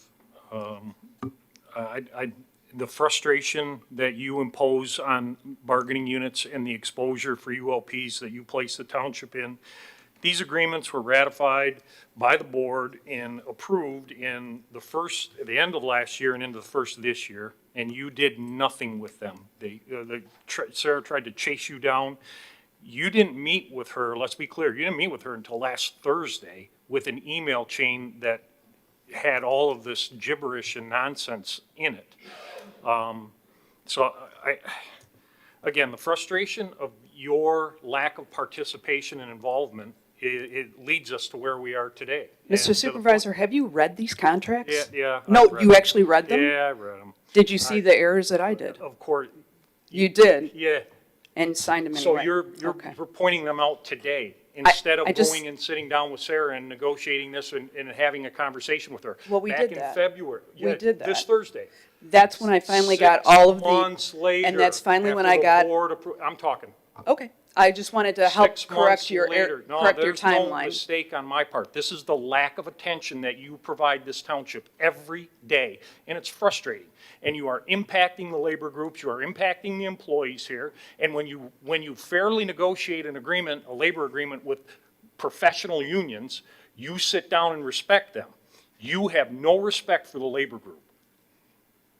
I thought Sarah, do you have anything to I add thought to my this? Did I miss signature wasn't anything? needed, though. So how was I impacting a labor group when Mr. my Supervisor, signature wasn't can- needed? Can other board members? Sorry.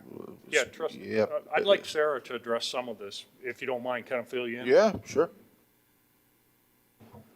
What I received from Clerk Barry were AI reviews of our agreements. Within the AI agreements, the TA that was provided in February along with the agreements were loaded in. There was no previous agreements added for analysis based on what I read. A lot of the errors that were highlighted were AI hallucinations, or what I would consider a confabulation, where they're citing things such as our 50% HSA deductible load as an error. That was something that was previously negotiated in a prior contract, so it would be something that is a material impact to people. However, that has always remained in the agreement. So other things such as my assistant Christy Hansen's agreement not being signed because there was no minutes for the board meeting. I don't maintain the minutes for the board meeting. It's a little frustrating that that's the reason to hold up Christy's agreement. Christy's great. I don't want to lose Christy, and when things like this happen, I really do risk losing even more people in my department. Thank you. Trustee Joseph? Yeah, just to understand the agenda item, the past practice is that the clerk, as the sort of official record keeper, the person that all bids sort of are, addressed to, the clerk function. I think in our swearing in, she gave a presentation, the clerk gave a presentation. She awarded herself the golden quill, you know, because she is the official signer of these types of documents, but it's ceremonial in nature. There's nothing statutory that requires that. And so I appreciate every courtesy that you've afforded. But Mr. Supervisor, this is really just a manifestation of a budget issue that we took up some time ago. And when the clerk didn't get her appointment or reappointment for her deputy in the amount that she wanted, what we have before us, and every department head that I talk to, unfortunately has to deal with that. If she can't be the captain of the ship, she'll sink it. And this is just another example. The board shouldn't get a 12-page, I don't know, 0.5 font AI-generated document that is supposed to corroborate her due diligence. I think, no disrespect to you, Sarah, but if you wanted her to sign the contracts, you should have flown out to Reno or Las Vegas, because that's where she's at. At any rate, what we can do tonight, Supervisor, do you require any board action to sign these and put our labor units at ease? Because at some point we have an unfair labor practice to not have a signed contract that was ratified, you know, several months ago. So Yes. do you require board action? Yeah, and again, the reason it's on here, I'm asking, I will make a motion that the board support me individually as a supervisor signing the affected labor agreements, and my promise to the labor units is we will issue them in context tomorrow by noon. I'll support, yeah, thank you. I'll support that. Motion by Supervisor Kersten.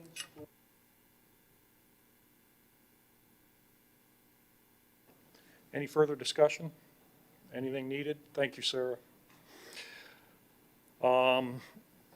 This is not an electronic vote, this is a roll call vote. Clerk Berry, would you please call the roll? Supervisor Kersten. Aye. Clerk Berry, aye. Trustee Anderson. Trustee Joseph. Trustee Hornberger. Trustee Vosberg. Treasurer Elliott. Aye. Item 10P. Item 10P is to adopt Resolution 2026-34 and adopt and approve a recommendation to submit application for the Michigan Townships Association Township of Excellence designation. Motion by Trustee Anderson, supported by Treasurer Elliott. Discussion? Treasurer Elliott. I'm requesting that the board consider approving the resolution authorizing Chesterfield Township to submit an application to the Michigan Townships Association's Township of Excellence designation. This program recognizes communities that demonstrate a commitment to best practices, continuous improvement, accountability, transparency, and public service. Participation in the program provides an opportunity for us to evaluate our operations against established standards and highlight our exceptional work being performed throughout the organization. The important feature of this program is that it may be achieved either both township-wide or by individual departments. The election department has already received a certificate of achievement through this program, and this would allow for other departments to also do that. Approval of the resolution does not create any obligations to the township or any department, but it provides an opportunity for departments to strive for the Township of Excellence designation. So this will authorize, the resolution is the first step in authorizing the township to move forward with an application, whether that's each individual department or township-wide. So that's why I have placed this on the agenda. Thank you. Discussion from the board? I've been moving towards this accreditation process throughout all departments and demanding it. We are accredited law enforcement, public safety department, fire department should be receiving theirs in the end of August. DPW, water and sewer is in process of theirs. There are, the assessing department has been recognized. The goal for this for me was to wait till all the departments received accreditation, although not required on this application. I just felt it was better holding off on my end, but the treasurer wants to do this, so I'm in support of it. Trustee Ornberg. So, while I think it's great to recognize the hard work of our employees in the various departments, I just have a question, like, didn't you brought this forward and didn't you vote no on joining Michigan Townships? Yes, and I mentioned that the reason why I voted no is because we've been in discussion about this, and I am saying that that was this that I had said we needed to strive for, and we had been paying for that membership, and people are not utilizing the membership. So I'm bringing this forward because we did pass it, bringing this forward saying let's utilize this membership, and there's a lot of opportunities within the application to do that. So yes, that's why I'm bringing it forward. And I did review the application, and I'm just saying that there are a lot of areas that in order to receive an award from them, we're probably gonna have to lie to them. So, just Yeah, I didn't see that. Thank you. Any further discussion from the board? I have a motion by trustee Anderson, supported by treasurer Elliott, to approve item 10P. If you would please cast your vote. Results will appear once all votes are cast. Item passes 6-1. Item 11, addendums. There are no addendums tonight. Item 12, public comments. There's a 3-minute time limit. If you would please state your name. Not required. The mic is open. 3 minutes.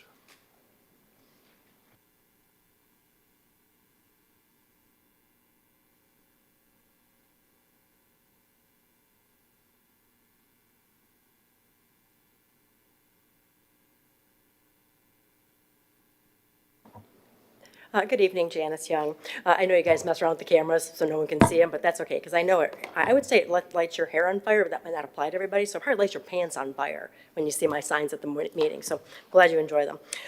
Parks and Rec vision sessions, I have a couple questions. How much has the township spent on each session? How are there stipends paid to any of the commission members that have been attending, all of them? Do any of the employees get overtime for attending them? And how much was spent on each of those vision boards? There's 14 of them, and they're quite large, and it looks like they would be, I don't think we can produce those in-house here unless maybe we got that kind of technology, but. The April 19th meeting, I'll include me in the count just for fun. 19 residents were there. The May morning meeting had 11 people there. The May PM meeting had 11. The June 7th meeting had 7 people. There were, I do believe, 7 township people in presence there. So it's like, I don't know how much resources we're really spending to try and get people to pass this, but that seems like a lot. I'm sure you're getting a lot of responses from the online surveys, but those don't really count since people can take them multiple times from different devices or different computer. And I know we are spending money on a PR firm. We also have Amanda, I'm not going to say her last name because it starts with an M. And then I I read somewhere or heard somewhere we hired Caitlin Reese from The Voice. She's on staff here now, so she was a reporter, so I'm assuming she's doing something related to that. I'm not sure, but Amanda's an in-house social media person, and we have a PR firm. This has all been done in the last year. Well, Amanda might have been on board sooner, I don't know. Anyhow, as far as the conferences go, I do believe they're a necessary evil in the world. They're not really enjoyable to attend, is my opinion. I mean, you might learn something from them, but they are important to stay up to date on specific standards and to obtain certifications. I get that. I booked them for executives for 20 years. I know what it costs. I know what it costs to book a flight. I know what it costs to register, to get the hotel and everything. And now I get to attend them myself. So I don't have to pay for them, but and they're not cheap. But I do agree that the board should approve certain expenses up front that can be approved. Conference registration, that's a pretty straightforward approval. Airfare, you do have to book those in a timely manner. And hotels, same thing. All that can be done ahead of time. I didn't get an answer to my question about the labor and the cement for the bike rack And Trustee Hornberger, you were overpaid on your stipends. I know we addressed some stuff on social media. I emailed my questions to you on your list. But will the payments be paid back in one lump sum or in installments? And if they're, because you never answered my question, if they're paid back in installments, will you be charged interest, prime plus 1%, like the residents get charged on unsaid balances, on unsaid, unpaid SAD balances? Thank you.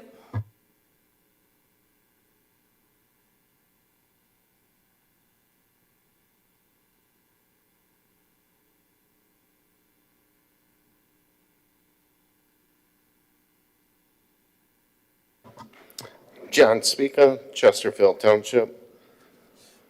Bad actors, lots of theatrics tonight. Runaway train, stop fleecing the taxpayers. If she can't be the captain, she'll sink the ship. Our spend and tax board approved it again tonight with all the budget amendments. This majority board is also in the full censorship. They proved that tonight. I've always said people that live in glass houses shouldn't throw stones. The majority of this board throws boulders. The clerk was asked to surrender her credit card.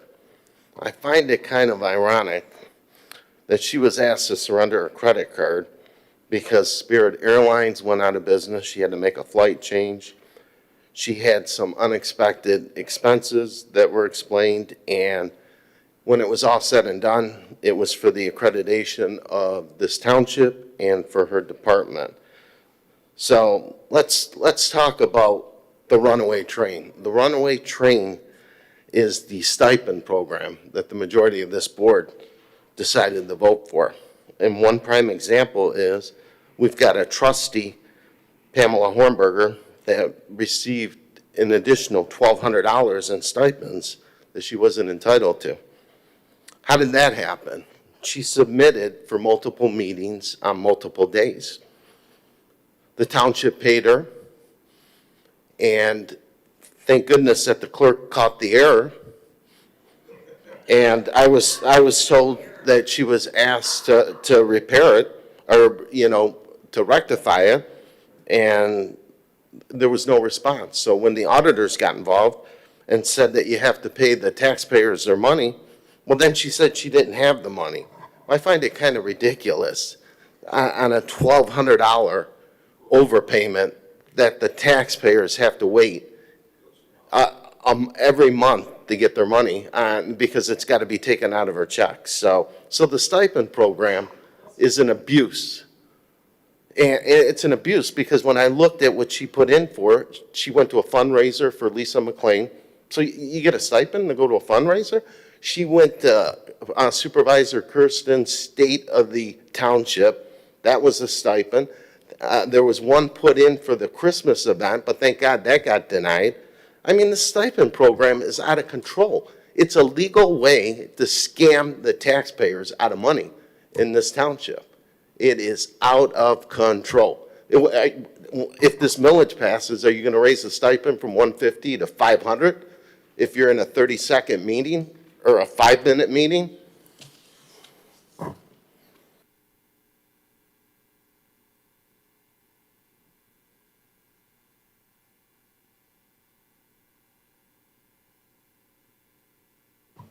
I have something quick and easy, I promise. My name is Daniela, and I work at CARE Southeastern Michigan, which is a substance use prevention, treatment, and recovery nonprofit, and we service all of Macomb County.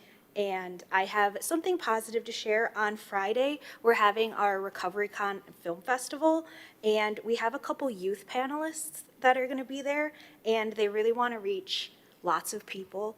So I'm here to advocate on their behalf tonight and just say that they're going to talk about their prevention efforts, things that are impacting them every day, and what they want to do to build healthier communities.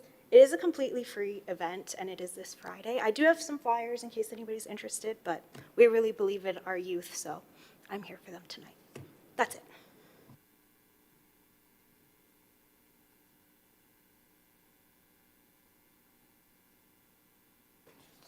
Any further?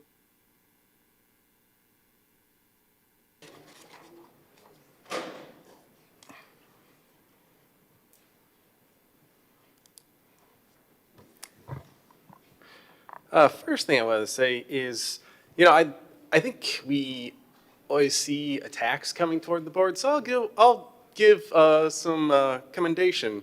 Trustee Hornberger, I think you do deserve some recognition for what you did the past few days. I don't know when it exactly happened, but error was caught, things corrected.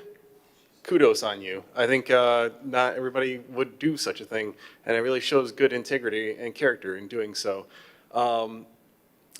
It's, I don't know if anyone's ever watched the movie Legally Blonde 2.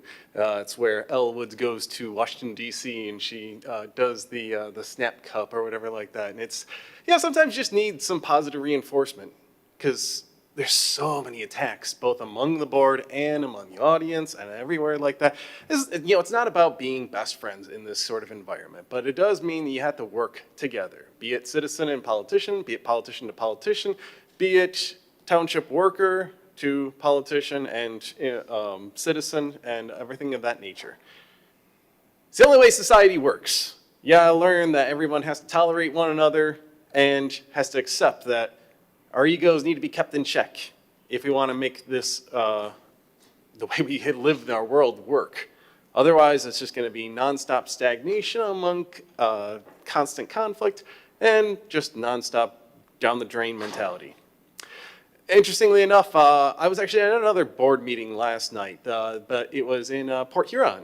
So I got to see Trash the Clown speak. It was for a separate matter, but interestingly enough, they allow for 4 minutes to speak. Which, wink, wink, nudge, nudge. Regardless, though, there was an air of professionalism that I saw, and it was general respectability, even if the people commenting did not look the part. I would like to see just a sense of people taking that pride. One of the biggest things I've noticed being a substitute teacher is that, especially with my younger students, is that I can never go down to their level. Again, you want me to act like an elementary schooler if they got into a shouting match with me? No, I have to be the adult in the room. And like it or not, as an elected official, you guys have to be that responsibility as well. You have to be better if you are to be a leader. Thank you.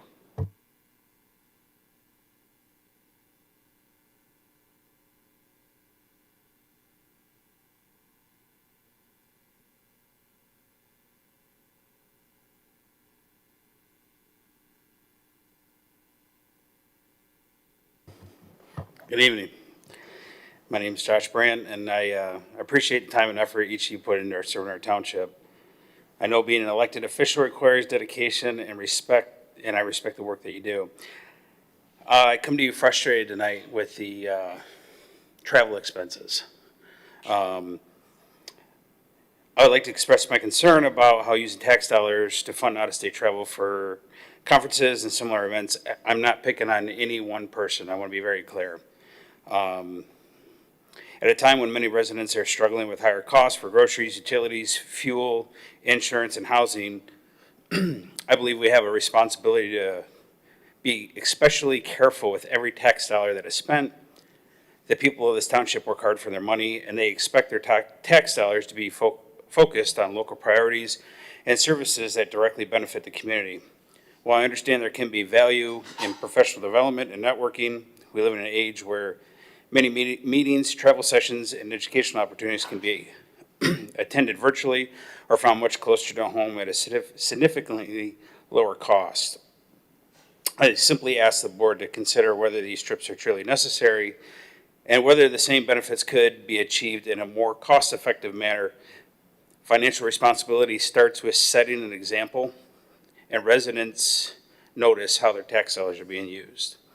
For comparison, I took my family of 4 to Universal Studios last fall for a full week. That included round-trip flights, accommodations at one of Universal's resorts, all of our meals, and paying someone to watch our 2 large dogs while we stayed away.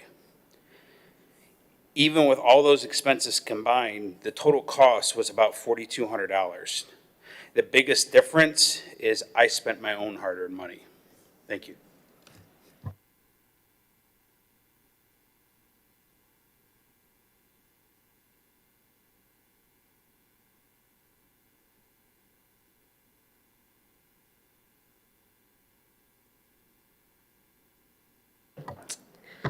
All right, I started coming to these meetings October of 2023. I take time from my family and my young kids to come to these meetings.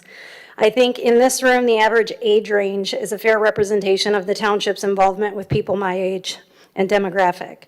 Now, I come into these meetings to be in the know of things in my community, and it took some time to get up here and speak at the podium about things that mean something to me.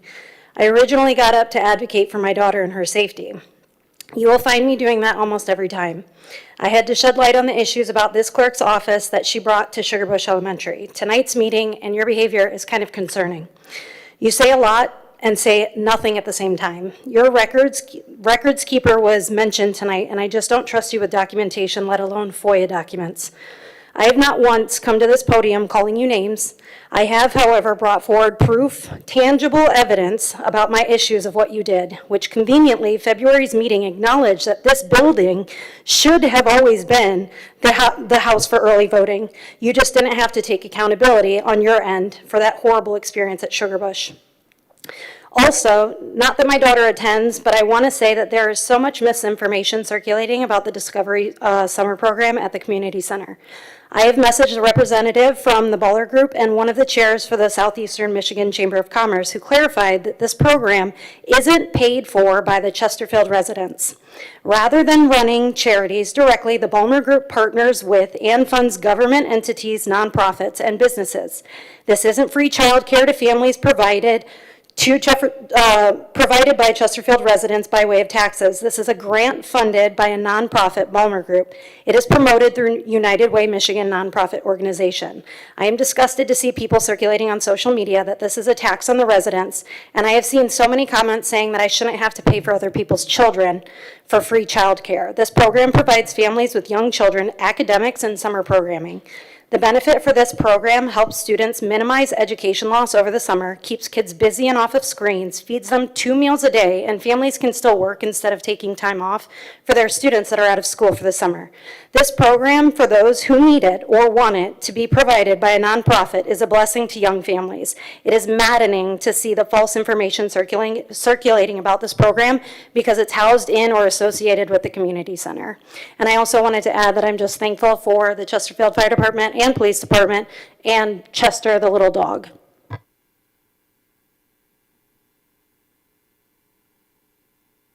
Any more comments from the public? I'll bring it back up to the board. Trustee Ornberger, start with you tonight. I guess I'll start with letting everyone know that I believe you said you talked to Clerk Barry. I haven't talked to Clerk Barry in months. Well, and I don't know where you're getting your false information from, but I have not talked to Clerk Barry in months. Yeah.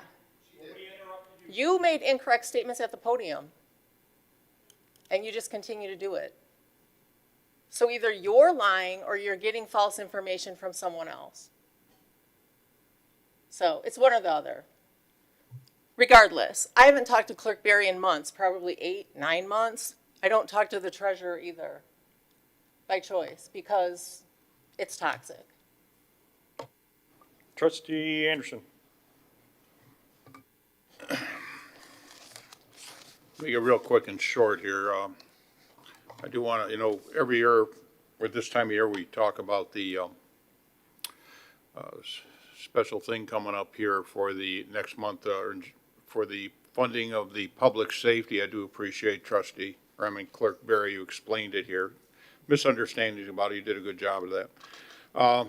One other minor thing, in almost 14 years, we've received a hard copy of the agenda with the support. And it's easy to mark up, do your research, do your homework, make notes. I find it difficult trying to follow the agenda on a tablet and do the same. We didn't receive one for this week or for this meeting. I don't know what the reason was. I did hear a couple things. I don't want to believe it, that they're accurate. But if this becomes a practice, Mr. Supervisor, I would hope that, I would hope that you would pick up, your office would pick up the function of making these hard copies, and whatever staff you needed or resources, draft those in to get it done, because I believe that's kind of important. I'll end it right there. Everybody have a wonderful week. Take care. Trustee Vosper? I don't have any further comments. Thank you. Trustee Joseph? Thank you. I echo Trustee Anderson. I don't know why we don't get board packets, but Mr. Supervisor, I would echo his request. You've taken over most of the clerk's functions with your staff and your department. If you could just maybe burden them with printing the packets and making sure at least we would have a reliable, source of information.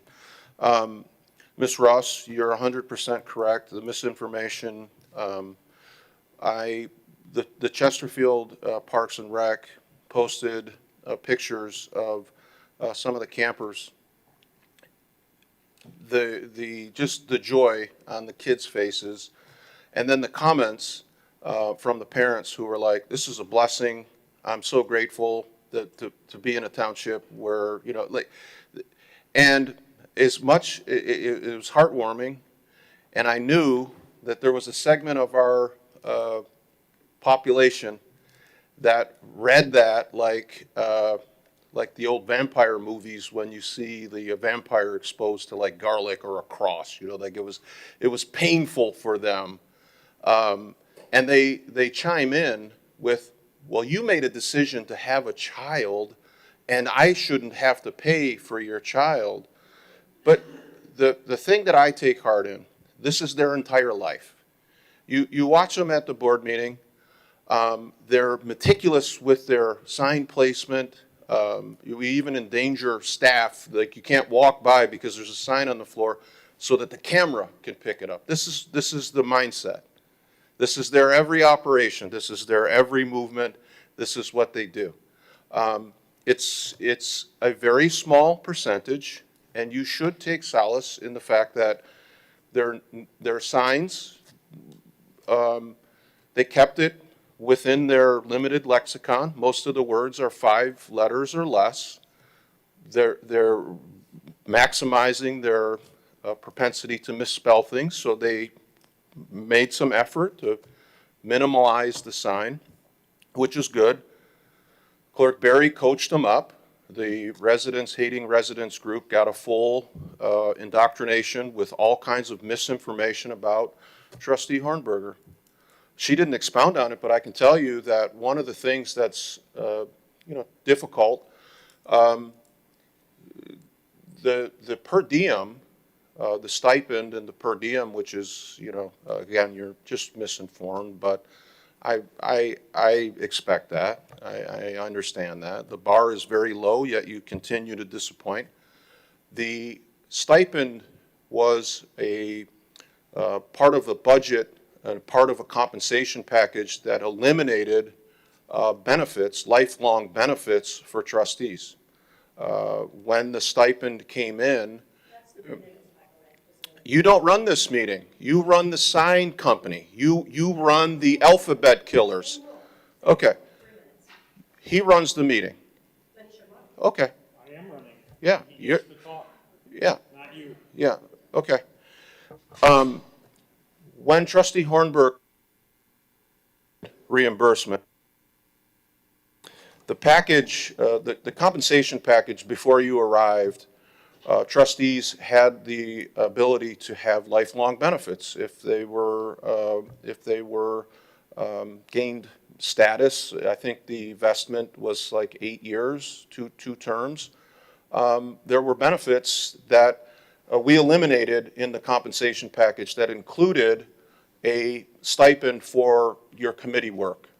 So if you take time away from your family, you get compensated, and if you don't show up to meetings, you don't get paid. It was a way of making sure that there was work put towards the meetings. And so if you attended 2 meetings on the same day, when the policy was instituted, you weren't the first to make that mistake, that you're not compensated per meeting. If you have 3 meetings, you get 1 per diem. On a couple of occasions, you submitted reimbursement for the meetings that you attended. It's an honest mistake. It was weaponized. It was weaponized when, you know, people take pot shots and then they run to the residents hating residents group and they spend all the time on Facebook. It's just what happens. You saw it tonight, the information that he espouses comes from his mentor and his coach. It's what she does. It's what he does.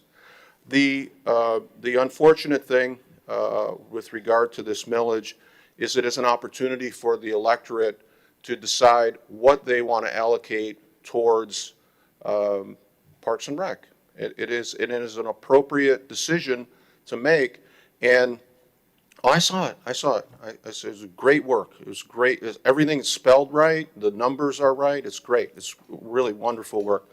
But the opportunity for the residents to decide is really what it's about. And I know how much you despise amenities for seniors and children and dogs. As you said, when you came to the podium, you moved here because the Chesterfield Township offered nothing. It had no amenities, and you liked that, and that's perfectly fine. But attacking in the way that you do is kind of gross. It's kind of gross, and you commandeer staff, and the nonsense that goes on. You should appreciate the extra time I spend because it validates you, and I know that that's what you seek when you come and you're trying to be an influencer. But I would suggest to you, maybe get a green vest and ride around on 23 and flip off, you know, passers-by, because at least that guy's got character. You have nothing, and no visibility, and no pageantry. So get a green vest and a bicycle, ride around and flip people off, and then people will talk about you. You'll get what you desire. Thank you. Trustee Treasurer Elliott.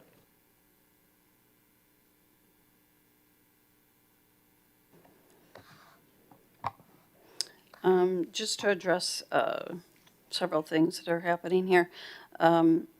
First of all, the clerk volunteered to turn her card in. She took it upon herself to volunteer to do that. So she's going to do that after the board meeting. So it was said that she was asked and she volunteered. In regards to trainings, the Advanced Institute for Treasurers training does not allow for you to attend online. They require you to attend in person, and this is pretty common with some of the clerk and treasurers institutes, and I'm not entirely sure about some of the others, but that is something that I wanted to point out. The clerk, treasurer, and supervisor do not get stipends. So after this discussion happened online, I did get some phone calls of people who were wondering. The clerk, treasurer, and supervisor full-time electeds do not get stipends. The stipends discrepancy was brought to the appropriate people in December of 2025. There is an email, several emails tied to that. It was first introduced December 22nd, and the reason why that was attempted to straighten out is because it has audit implications, and I have an email in which I did email the supervisor and clerk, and also included Mr. Adair and the township attorney on that, and asked that we would address it so that it didn't have implications in the audit and address it in 2025. However, that's not what happened. So just for clarity's purposes, this was something that I tried to straighten out so it didn't affect our audit. Thank you.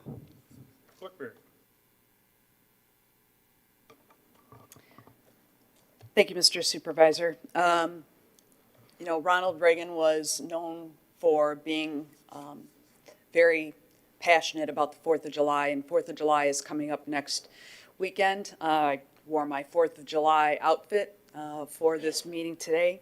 The 4th of July is a very special day for me. It was the day my husband asked me to marry him. I don't think it was a mistake that he picked the 4th of July, knowing that I've been a patriot all my life, and that's an important date for me. But Reagan particularly made mention of it every year, and he talked about that we didn't know if this experiment called the United States would work. And by the grace of God, it has. And it's our God-given rights and our inalienable rights that we can never forget. And as a country, we've enumerated those in the Bill of Rights and enshrined them in our founding documents. One of those rights is, one of the most important is the First Amendment, the right to free speech. And whether it's showing a sign or people coming up to the podium and maybe saying things we disagree with. There's a lot that people say at the podium that I feel is not accurate or that I completely disagree with. But I'm never going to disrespect them. Never. I don't disrespect my colleagues when they say things I disagree with. And I think at the very basis of that, if we're going to respect each other's rights, we need to be civil. We need to exercise some civility. And so even if we disagree, we need to be respectful toward each other. We need to have respectful disagreements and meaningful conversation, because anything else is just white noise. It just gets in the way of progress. It gets in the way of good governance. And I think Reagan understood that. And he made a point to kind of bring that point home every year when he addressed it. So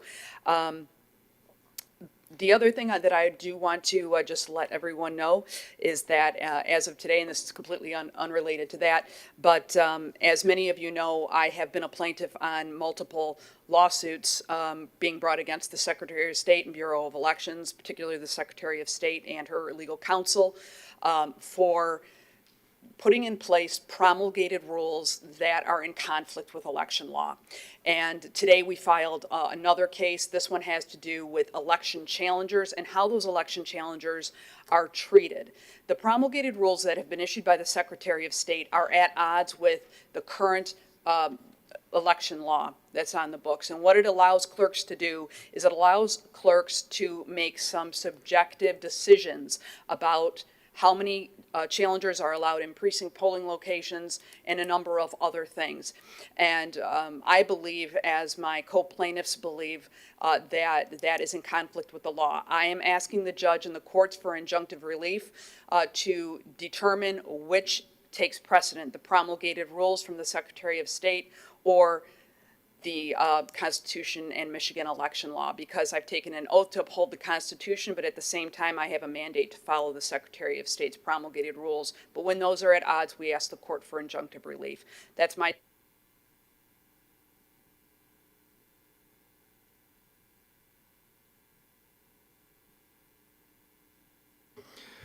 Just a few items to cover.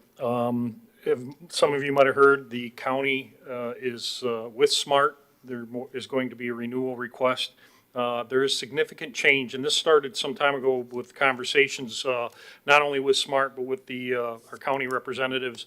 I think what you're going to see when it is formally presented at the county level for renewal is there's significant funding changes that is going to leave a large chunk of money back in our community to offset some of our costs. So I look forward to that. There is an audit presentation. It's going to come next month, and we're not sure on what meeting yet, from Raymond. We're just waiting to get some final documents from them, but that will be coming. We have the special meeting on the 30th with the Joint Planning Commission. 2027 budget prep is in progress right now, and as stated, there is significant changes in how we present the budget and how the budget functions daily. I would like to engage each elected official in that conversation, not only about 2027, but future forecasting. That is a new word that you'll hear here in Chesterfield, particularly out of the finance with the Woodhill Group and Steve, forecasting everything from operations to department management to healthcare, retirement systems. All of those conversations in depth need to begin in the coming weeks. Just to cover some things with a newly elected person brought on in Trustee Hornberger's case, just in defense of it. There's no official onboarding of a trustee when you're elected. Prior to coming here, you were sworn in and you show up at a meeting at 7. Oh, here's a paper time card, write your time card down. There was no formal process for an elected official. Here, write what meetings you're down. There was no formalization to it whatsoever. And nobody met with the new elected officials, even commission and committee members. Nobody met with them and said, this is what you're required to do. Technically, you're an employee. That should have been done a long time ago. Unbeknownst to me, I thought it was a process that happened here. It did not, which led to, we got rid of paper time cards, except for elected officials, period. Every employee here is on time and attendance electronically. We had that at Public Safety 22 years ago. Paper time cards were accepted here. Nobody ever squawked about it. Nobody ever complained about it. We didn't even publish the payroll that you see on the agenda items. We didn't even publish that until April of this year. And when we first did it, the clerk published all the employees' information on our website. Boy, did that start a fire. So again, the clarity of trying to correct processes here, it's a difficult task.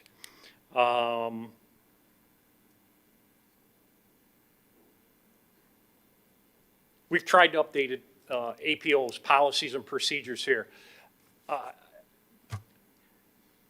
We review them. In fact, 2 board meetings ago, we presented APOs and they were flatly rejected. There was no input. There's just, no, we don't want to do this. Now, as I'm supervisor here, we will be policy driven. We will be best practices driven. We will be transparent on every level and at every department. That's my mantra. I don't care if it's in the clerk's office.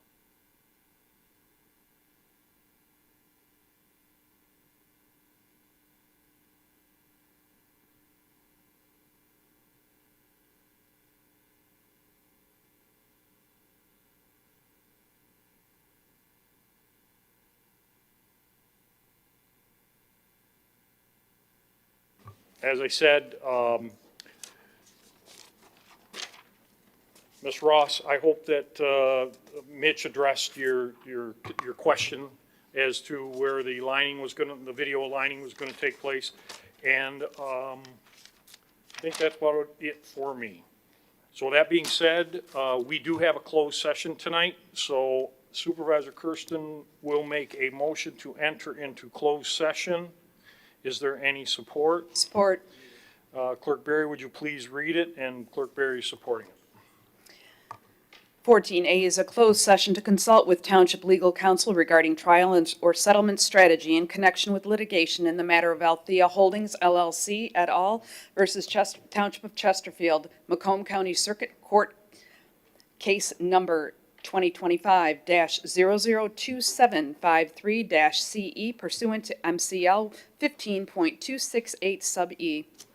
Again, a motion by Supervisor Kersten, supported by Clerk Berry. Clerk Berry, would you call the roll? Supervisor Kersten. Aye. Clerk Berry, aye. Trustee Anderson. Trustee Joseph. Aye. Trustee Hornberger. Trustee Vosberg. Treasurer Elliott. Aye. Closed session at 10:38.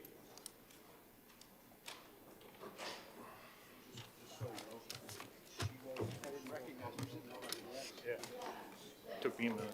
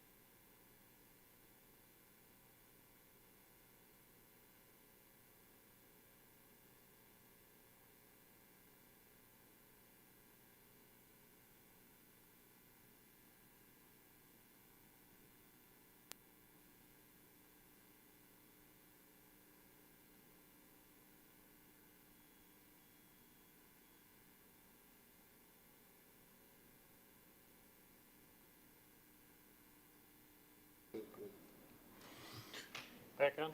Good, good. Supervisor Kersten make a motion to return to open session. Is there any support? Support. Clerk Barry, support. Clerk Barry, would you call the roll? Supervisor Kersten. Clerk Barry, aye. Trustee Anderson. Trustee Joseph. Trustee Vosberg. Trustee Hornberger. Treasurer Elliott. Supervisor Kersten will make a motion as a result of, she gotta read it again? No. Supervisor Kersten will make a motion to authorize the attorney to continue legal discussion in regards to the case that was mentioned previously, Althea Holding. Is there any support? Support. Trustee Joseph. Clerk Barry? Supervisor Kersten. Aye. Trustee Joseph. Aye. Trustee Anderson. Trustee Hornberger. Trustee Vosberg. Treasurer Elliott. Clerk Barry, aye. Supervisor Kersten will make a motion to adjourn. Support by Trustee Joseph. All those in favor? Aye. Opposed? We are adjourned at 10:56.